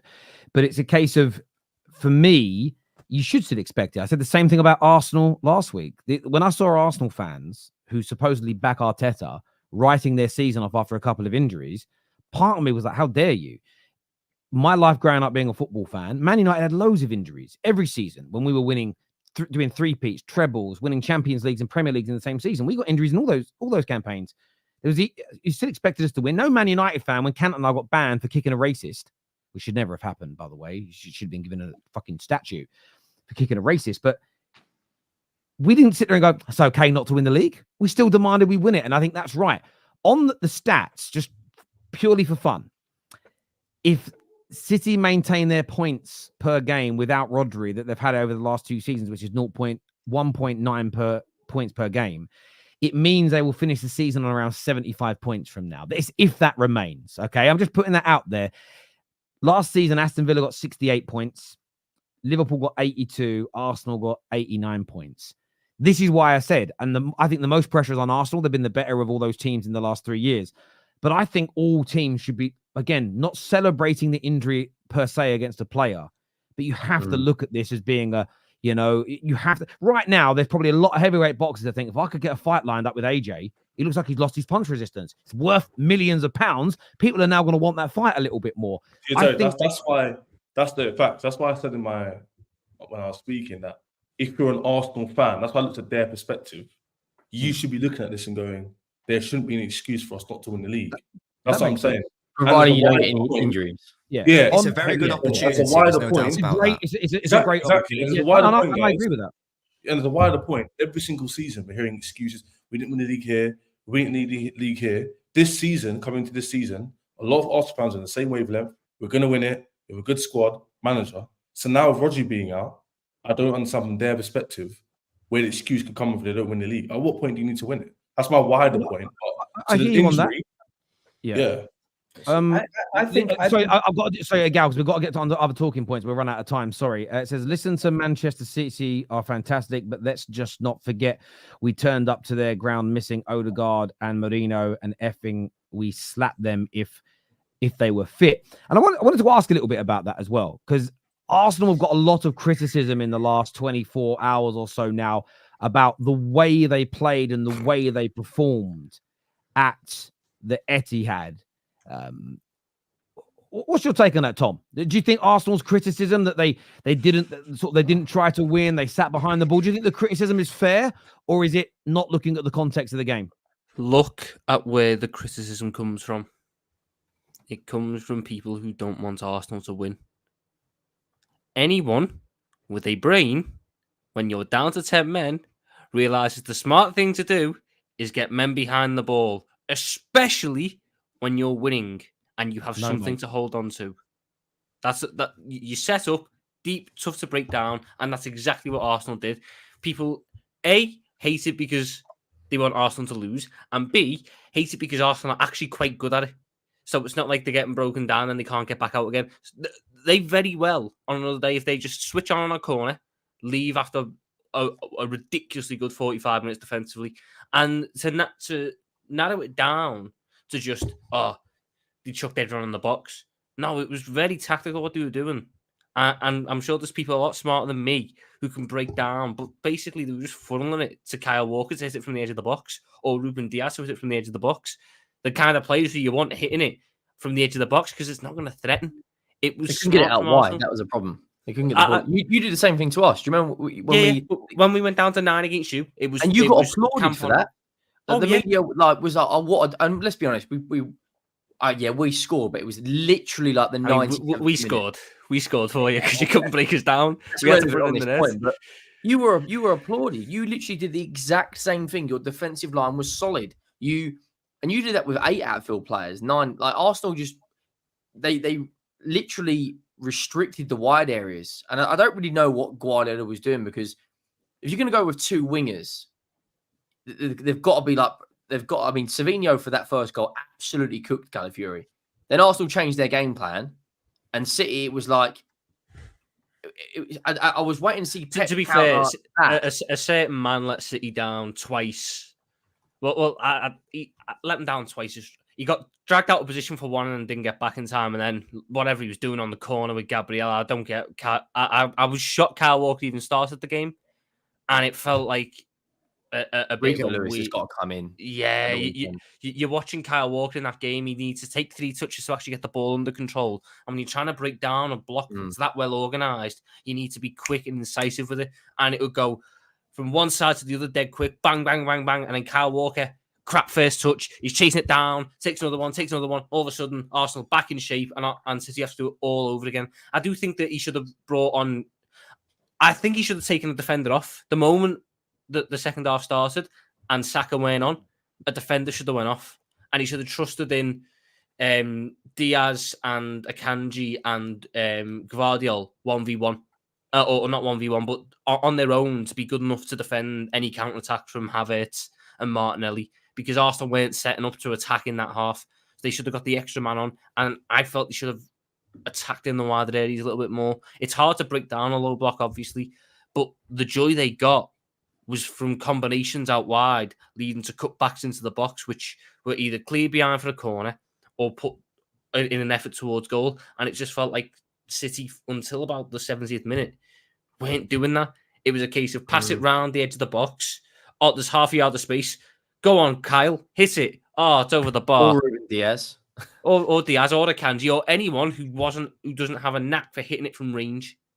And Arsenal be gutted that they didn't get, 3 points out of that, and it would have been one hell of a defensive performance if they had. It would have been one for it would have been a historic win. Ches, do you think Arsenal's approach was correct in the second half? Yeah, I don't know why people think they should have attacked City with 10 men. Like, I don't really get the outrage. It's a bit weird. Like Chelsea It's done just who that. we are, mate. Because he did it, and we got. Exactly. Look at that performance. Exactly. So I don't think people are talking way overboard about it. Yes, the approach is risky because if we conceded a chance earlier, Man City were a lot better in the attack, then maybe you could have lost the game. But because they trust the defense, they trust the centre backs, they trust the structure they're in, it kind of played into advantage. But if Man City, I would say it's more of a slight on Man City than Arsenal, because Man City were better attacking wise, breaking down low blocks like that, then maybe we're sitting here saying it was the wrong choice. But because they got the draw in the end, it's not in hindsight. So the result kind of dictated whether it was the right decision or not, and they got the draw. So that's it. Nobbins, in the first half was one of the most amazing games of football I think we've witnessed in many years in the Premier League. I love the fact that you and Arsenal have what I call a proper rivalry, where your players don't really like each other. There's needle. There was great goals. I mean, City's opener was amazing. Arsenal then came back into the game. They then took over. They went 2-1 up. We then get the red card. I mean, the second half was a weird spectacle because you're never going to really see that happen too many times in football. But just looking at the first half, there have been some claims today from the likes of Piers Morgan. I know it's Piers Morgan, but that first half was a sign of the changing of the guard and Arsenal becoming a team that, with or without Rodri, could pit them to a league title. Did you notice that about Arsenal? Were they different, or is it only 45 minutes and it's too short a sample size to judge? 10 minutes, I'd say. From the 35th minute onwards, that's when Arsenal were the better team. For me, the turning point was that Gabriel first header, which should have been a goal. Before then, I was really happy with City's performance, to be honest. Obviously, we scored the goal. Gundogan had a shot on the volley, which he just got horribly wrong. Gundogan hit the post or the crossbar from a free kick as well.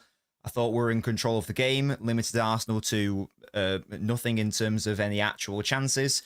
Obviously, Calafiori scores a 1 in 100 goal. It's a wonderful goal. It's beautiful. And yeah, for me, the turning point was as I say, like around the 35th minute or whenever Gabriel's first header was. I think from there, we just, I don't know if it was oh wow, we nearly conceded. Now we need to, they sort of like shat themselves in a way. And then Arsenal actually looked a bit more dangerous. They seemed more composed on the ball. And then they obviously scored from their corner. So I don't know if I'd look at it as like a changing of the guard sort of thing, or Arsenal was so good in that first half. Again, for me, it was the last 10 minutes, or 10 minutes plus extra time. I thought that Arsenal were the better side, but in terms of like the majority of the first half, I still would have given it to City personally. I think a draw overall was a fair result, though. I want to throw this out. There's been a lot of talk about the Trossard red card, which we've done a lot. Can I speak on the change of the guard before you move on? Yes, and then I want to ask you a question. Yeah, go on. I don't think it's a change of the guard, but I think it's a mentality shift. Number one, you see how after the game, we've gotten all their players rattled, coming out with all these quotes about how we played, all the tactics, the dark arts from Akanji, Bernardo Silva, talking about the comparison between rivalries. You can really see, even with the Haaland situation, coming to Arteta, speaking to him after the game, you can clearly see we are affecting them in and after the game, and how they're performing, how they're reacting to us. And when you get that out of somebody, that shows a mentality shift. Because in the past, let's be honest, anything we tried to do to get under them or to stifle them wasn't working. Their reaction to the result last time when we defended was like, how dare they come here and defend? You know what? Now it shows, we showed in that first half we can get at them. And maybe it's not a changing the guard, because if we won, you could maybe say that. But because we played the way we did and we really got a reaction out of them that we want, which I like, by the way, it shows that they have a level of respect. Or honestly, what did they think was going to happen? Were we going to come there and bend over and just let them win after we went down to 10 men? Like, that wasn't going to happen. So I'm really happy with the performance. And that showed me 100% we have what it takes to win the league, and we have what it takes to beat Man City when they come to our ground. There's a clear disrespect, by the way, from City to this Arsenal team. They don't respect you. They don't take you guys seriously. And I'll be very honest. For him to come out and talk about Liverpool and say, oh, at least they had one Premier League, at least they had one Champions League, oh, they used to come here and try to win. It just shows you that, number one, and no disrespect, Tom, you guys, like, that rivalry is a joke. That's why you used to say it's the friendship rivalry between Klopp and Pep. They used to kiss each other every game. You used to see Van Dijk and KDB on yachts together on vacation every summer. So that wasn't a real rivalry. You're probably the only team to come in, and I rate what Arteta is doing in terms of that, to actually rattle them and bring on a challenge for that. Like, this is the first time in a while that I've seen the Premier League. There's someone who's properly trying to tell City, no, we're coming for that crown and we don't respect you guys. However, I will say one thing. I feel like characters need to rise in Arsenal, because you guys were always this team that played nice football, good enough to compete, win a trophy here and there, but you were never that team that dominated England. Same thing happened in the Fergie era between Arsene Wenger and United. We had the bullies. We had the Roy Keanes. We had the Jaap Stems. We had the shithouse players that managed to rattle you guys all the time and win more trophies than you. Do you know what's interesting? You're going to need some of these characters to rise like that. Go ahead, Terry. Sorry. Do you know what's really interesting about you saying that, though? The first Wenger team that won the league in 98, won the league in 2001, did the Invincibles, that had those characters. I would love to get the stats. I don't know about the whole league, but in terms of the top 4 teams back then, no one used to get more red cards than Arsenal. So I know they get a lot of red cards now. There's an element where I think, I'm not condoning, some of the red cards they're getting now are silly. Like Trossard's yesterday, some people have said I was maybe trying to pass the ball out. I still think he was kicking the ball away. That's my feeling on that. But I do think that when Arsenal were at their best in the Premier League era, and I can't speak about the eras I weren't born for, because I'm be honest, I'm not going back to the 80s and watching whole seasons worth of footage from every team. I ain't got the time to do that. I've got a life. But they had those players. You're obviously a lot younger than me, Staffy. You remember that maybe the slight era after that where they didn't have those players. And I think they're doing it. Where I disagree with you, Staffy, is I do think City respect Arsenal, but they're rattled by Arsenal. That's why they're saying those things. We get it as YouTubers. Just take our little world as YouTubers. How many of you, just think about your own selves in this space. And Staffy, I know you've been through this. You put it in the group chat. Egal gets it. People that they probably respect what you're doing. Oh, look, his channel's growing. Or, oh my God, he's on this show. Oh my God, he's doing Bleacher Report now as an example. And then you get the snipes and the digs at you. That's because, what is it? I think Drake said this. Is it like hate is jealousy and love at the same time? And that's an element in that. I think there is a respect there, but Arsenal were almost turning up and not being nice to them like Liverpool were. And I don't think what they're not used to, City, is I think they've got used to everybody being really nice to them. And that's not a dig at City either.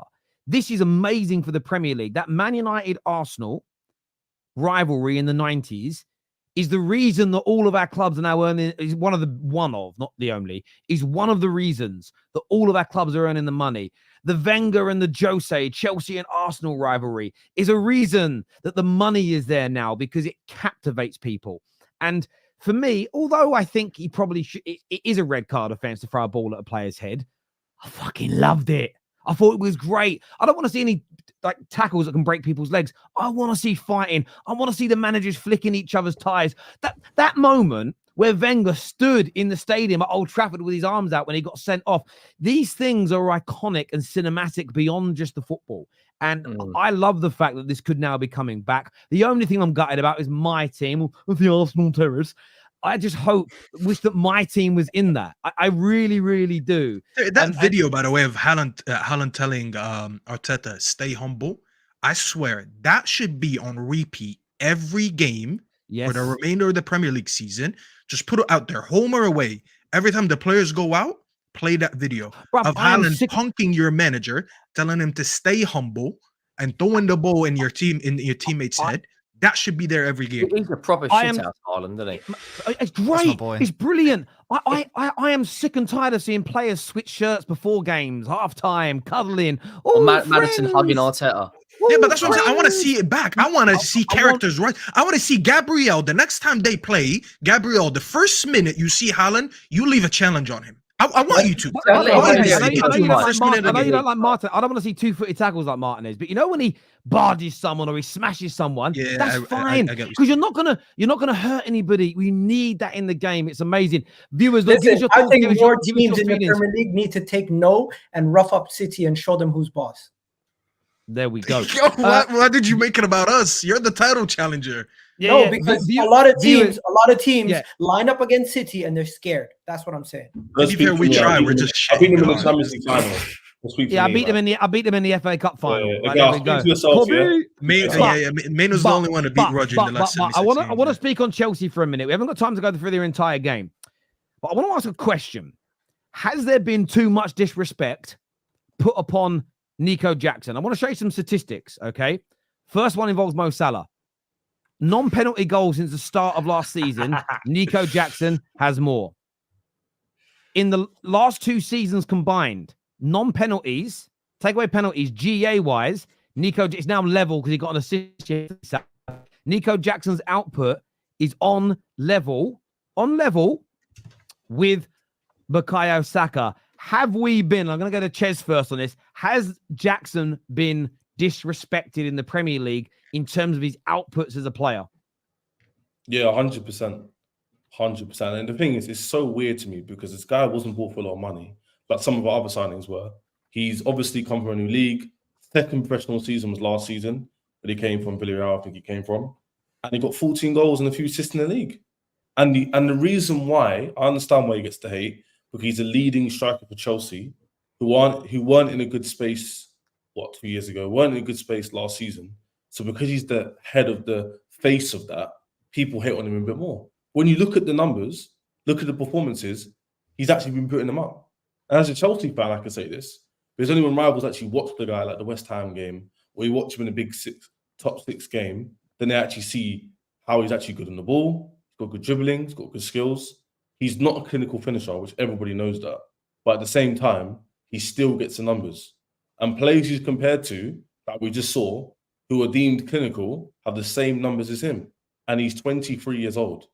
He's not 27. He's not 26, 25, where he's reaching sort of his prime. He's a young kid who came from the Spanish league for £32 million and is doing all right. Now, I'm not saying as a Chelsea fan that this is the peak and the pinnacle and he hasn't got to improve, because he does.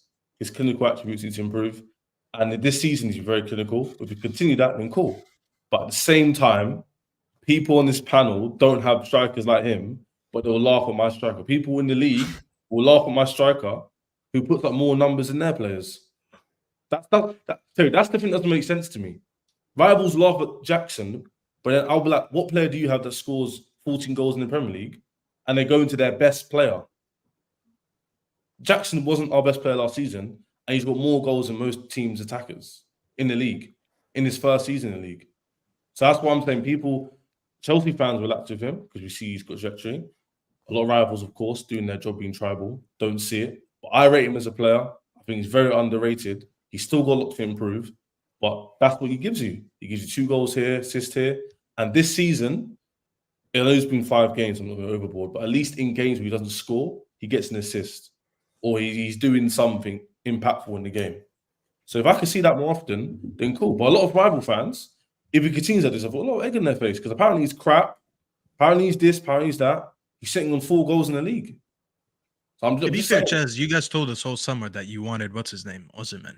I don't know if you personally said it or not. Staffy, do you know why that is? That's because of the clinical attributes. It's not because Jackson's a footballer and what he brings to the team. It's because we believe, certain Chelsea fans believe that a more clinical striker would have pushed us to top 4. And it's a very arguable point that if we had Osimhen last season, I think we would have finished above Aston Villa. Because we're only that makes Terry's question fair from earlier, because he said, was it fair to criticize him for his output? I think that was the question I asked. And his output, yeah, but that's why a lot.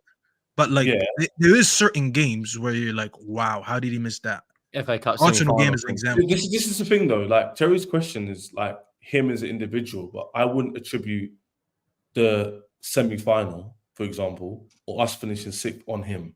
That's what I would say. So, for example, last season, we had the attackers we do this season. I think we finished top 4 last season, all things being considered.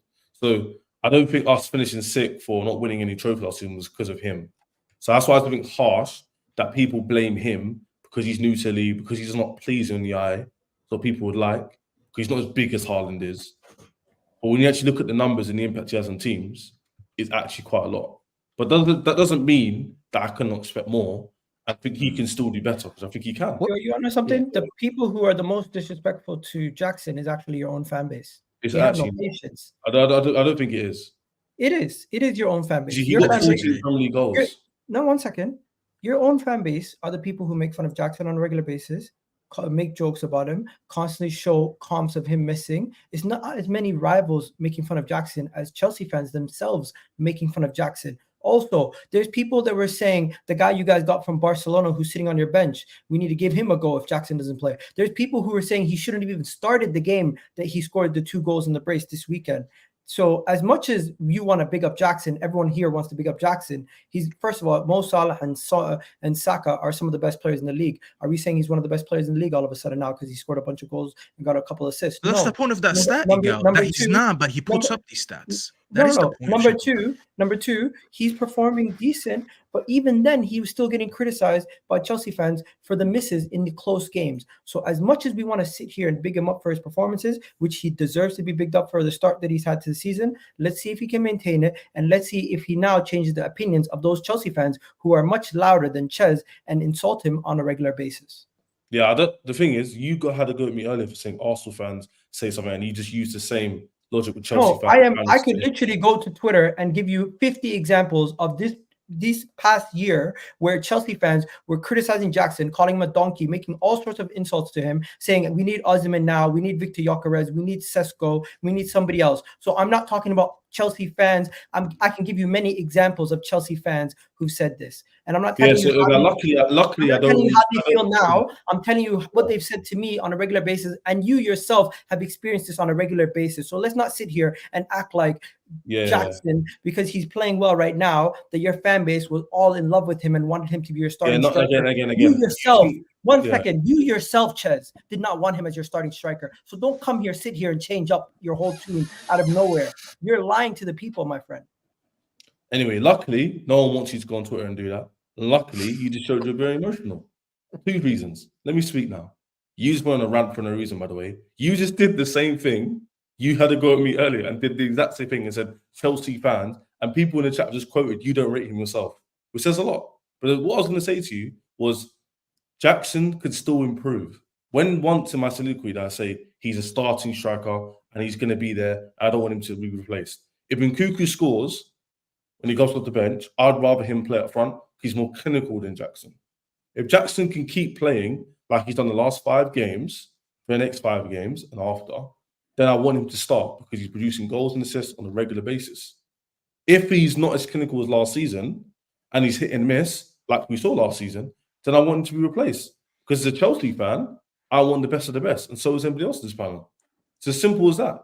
So if he can continue on this rate and be more clinical and get goals and assists where he's not performing well, or get braces here and there like he did against West Ham, then no Chelsea fans are going to complain because he's doing what you want him to do, which is score goals and get assists. Simple as that. Okay, let me give him some prop outside of what Ches said and Egal said, because this is not the who said what show. Let's just give Jackson some praise, because I praised him last year and I actually told Tay I would take him over Højlund, and I kind of got laughed at for that, but my stocks look good a year later. Jackson is probably the best hold-up striker in the league. Let's just be honest right now. And I don't think Haaland is a hold-up striker before anyone thinks anything. His hold-up play is amazing. His link-up play is amazing.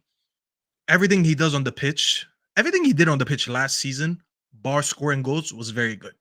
He just lacked the clinical edge. And we all saw it, and it was easy to see it. The Ches said he had 14 goals. I didn't even know that. So that's still a good number considering someone who missed decent numbers the first season. Yeah, it's very good. I didn't even know he had 14, but he had 14 while missing a lot of chances. So obviously, if he can improve on that this year, then he'll be even better. I think also, listen, Egal, let's be honest, Chelsea fans wanting someone who's more clinical, I don't think that's a bad thing. That's the same reason a lot of people in your fan base wanted Gyökeres while you want Havertz, because Havertz is very good on the link-up, but probably he's not the most lethal finisher, if I should say. But Jackson deserves a lot of praise, because I watched that. I didn't watch the Chelsea game when it was live, but I watched it last night. He was all over the place in that first half. He had everything happening in terms of link up and runs and everything. If he wasn't on the pitch, I don't think Chelsea win that first half comfortably like that. So he deserves a lot of praise for what he's doing. And his development is looking good. And listen, anyone who disrespected him at first, it's fine. I flip-flopped on him a few times last season until I made up my mind. And he's been looking good. You know, I don't know if anyone here has an argument for anyone that could do his job better than him. I see a few people saying Zirkzee. As much as I rate Zirkzee, I don't think Zirkzee has the agility that Jackson brings. So they're both hold-up strikers in different ways, you know. But I rate him highly, and he deserves the praise. And it's fun if they want to still address the striker market in January to get someone who's at least off the bench that could chip in with a goal or whatever when they need it. But he's doing a great job, and he deserves praise. We need to stop making fun of him. Yeah, I think with Chelsea, it was interesting. I didn't realize those stats around Jackson, and I think that's because sometimes in life something can protrude. So his lack of clinical edge in those big games stands out so much. You end up ignoring a lot of the good stuff he does. You know, I just think, and away from players yesterday, I thought 7 minutes of time added on in the game yesterday wasn't enough. That's how I felt watching the second half. Then the facts came out, and the ball was in play in the second half more than was in play for 35 minutes, which is more than any other half of football in all the 50 games played in the Premier League so far this season. Therefore, 7 minutes was actually too much, because never do you see that in the first half unless there's a long thing in terms of how long the ball was in play. So my mind changed because the facts changed. And I look at Jackson now, and I'm looking at his performances, looking at the facts, and it's a case of I still think the criticism that should be there on his lack of clinical edge in the big games. But he isn't as bad a football player as he's probably being made out. And I think you have to address that. But equally, I think Chelsea are in that situation. I think Chelsea are getting better and better. And it isn't just about the 5 games this season. You look back, and since February, there's been just 2 defeats. A lot of their underperforming players, probably barring Mudryk, have all slowly but surely started to get better and better. And they're not those 2 finished. defeats were to Arsenal, Man City, by the way. For No, context. absolutely. Yeah. And it's a case of, I just feel as though Chelsea are in a much better position with a much better squad than I think at the start of the season, football fans and football at large was giving them credit for. And yes, you could argue they're a little bit fortunate against Brentford, against Bournemouth with the timing of the win. But then you look what they did against West Ham. They were absolutely blew them away. And then it was the game management against West Ham that I was so impressed with. Yeah, that's what I was going to speak on. Yeah, like the West Ham game, we'll touch on it briefly, because I'm going to end soon. Just, it was a surprise because I was on the Egal stream, for example. I didn't think it would be that convincing because everyone was telling me, yes, they're playing poorly, but the Man City game, they still conceded, obviously scored a goal. And then the game before that, Aston Villa, was a 2-1 smash or grab kind of game. So those teams are in the top echelon in the league and they won the game. It wasn't as convincing as our result. It was very, very convincing. They didn't touch the ball. The game management was perfect. Caicedo was excellent. Since literally about end of last year, he's been phenomenal, but no one wants to talk about it. He's £100 million. And the overall team looks as though so far there's a lot of chemistry and understanding within the setup. So it's only taken 5 games or so, and I'm starting to see patterns of play every single game. I'm starting to see certain runs, players knowing their role, when to release the ball, when not to. And those things on the potch we weren't seeing. We sat on these teams last year, and Chelsea were very haywire, wayward. We weren't really controlled, not winning games. And this season, I'm seeing a bit of a difference, other than the City game, which, again, I think we could have got a draw out of that game. So, for me, moving forward, if we can start seeing consistency of the style of play, then there's no reason why we can't get top 4. But I still have to see it. I haven't seen consistency since Tuchel was here. So, yeah, I'm quite happy where we're at right now. And I think a lot of people are surprised, even the way Chelsea are playing, because a lot of people expected us to have a decent start. But I think if we can get wins out of Forest and Brighton, respectively, then we're looking quite good for the big games coming up against Newcastle and Liverpool away. So, yeah, I don't think people want to give us credit, but I think we're slowly just doing our thing. I think you're going to do really good this season, and I think you're going to get top 4. Honestly, I think I've seen enough. You're going to do really well against majority of the smaller teams. In the big games versus the big teams, that's probably where you're going to drop points, and teams that are really set up well. But overall, you're going to have enough attacking threat to beat a lot of the smaller teams on the So, Egal, you've seen enough of Chelsea in 5 games, but you haven't seen enough of... No, because they've been doing it. As Terry said, they've been doing it. And I'm comparing them to what they're going up against. They're not going up against City and Arsenal. They're going up against Manchester United, who've looked shaky, Tottenham, who've looked shaky, Aston Villa, who, although they've been getting back into games, they haven't looked as good as Chelsea offensively, in my opinion. And then you go down the table, and I don't think the rest of the teams are as good. So I'll give Chelsea some credit. And to be fair, Terry, I had Chelsea in my top 4 going into the season. You did. Some super chats here. The first one says, Terry, the players Jackson is compared to are not strikers. Now, we understand that. No one said they were good, but we're looking at the 2 most clinical people at Arsenal and Liverpool, respectively, and he is on par with them in terms of outputs. That's what that comparison was. Nico is the poster child of working harder versus the natural ability of Saka and Salah. He puts in the work to produce. Hassan plus Tom doing TED Talks on how average Chelsea's squad is. Jackson alone has more NPG. What's NPG? Non-penalty goals than their whole squad since the start of last season. Embarrassing. When you have 5 good attackers, the goals get spread out more. Tom, let us.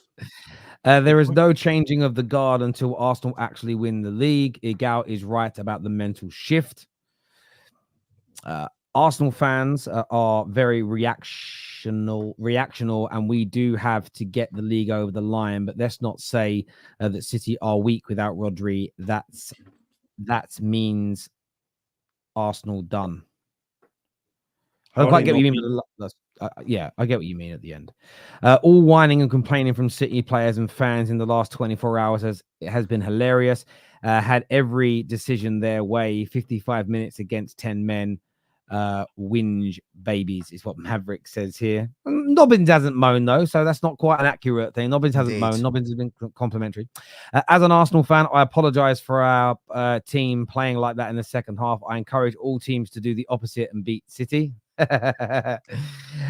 City can still get 100 points, not up 3 Liverpool or Arsenal. Arsenal can only get something and so many points. Rodri injury don't give Arsenal extra points. It's so true. Arsenal... It doesn't give Arsenal points, but you could lose points if you're City. Yes. You won by 2 points. What are we talking about here? Oh my God. Arsenal win at Spurs, and Egal says this is why Arsenal can win the league. Liverpool batter United away, and Egal says it's only United. Use the same logic, is what 16 out of 10 says. Listen, Manchester City are fantastic, but let's not forget we turned up to their ground. Sorry, already done that chat from Sam, but thank you very much, brother. When Arsenal gets lost Saliba, Arsenal were laughed at and called bottle jobs. City have no excuses to win. That is also, again, energy is true there. That is true. What about Van Dijk? He was not world class. When they lost Van Dijk, it was called the worst title defense in Premier League history. Because it wasn't just Van Dijk that we lost every centre back. But the other point is, City have lost Rodri 5 games into the season. Arsenal lost Saliba with 8 games to go. It's vastly different circumstances. I hear that. Where was this energy for the Saliba injury? Do me a favor, panel. Please use the term some fans, like some City Spurs fans were celebrating Odegaard's injury. Absolutely. Yes. Absolutely. Ches and Staffy are clowns. How can the pressure be on Arsenal when Liverpool have the better players? Surely Liverpool are now favourites given Rodri's injury. So I'm a clown when I say Liverpool have a better team, and I'm a clown when I say that Arsenal collectively should be competing for it. It's like I can't win with these guys. Okay, he's just challenging your statement on how. Arsenal fans very easy. I've literally explained it. For him to say how, and I actually explained it on the stream, just shows me that he has no clue what I'm talking about. But the clown paint is ready. As soon as there ends the stream, I'll go paint my face. Don't worry about it. How difficult will it be for Rodri to come back from an ACL injury and compete in such a physical league? The championship is not going to be forgiving on his body at even more games. Listen, I'm not. Imagine he comes back and they're in League 2. That'd just be the change. His big games back, Shamir away. Like League 2 and that level's mad, right? Like when you're the away team, there's no hot showers, all cold showers because there's no money to pay. Run it back to Gillingham. Run it back. Ches, do you remember when you said Egal?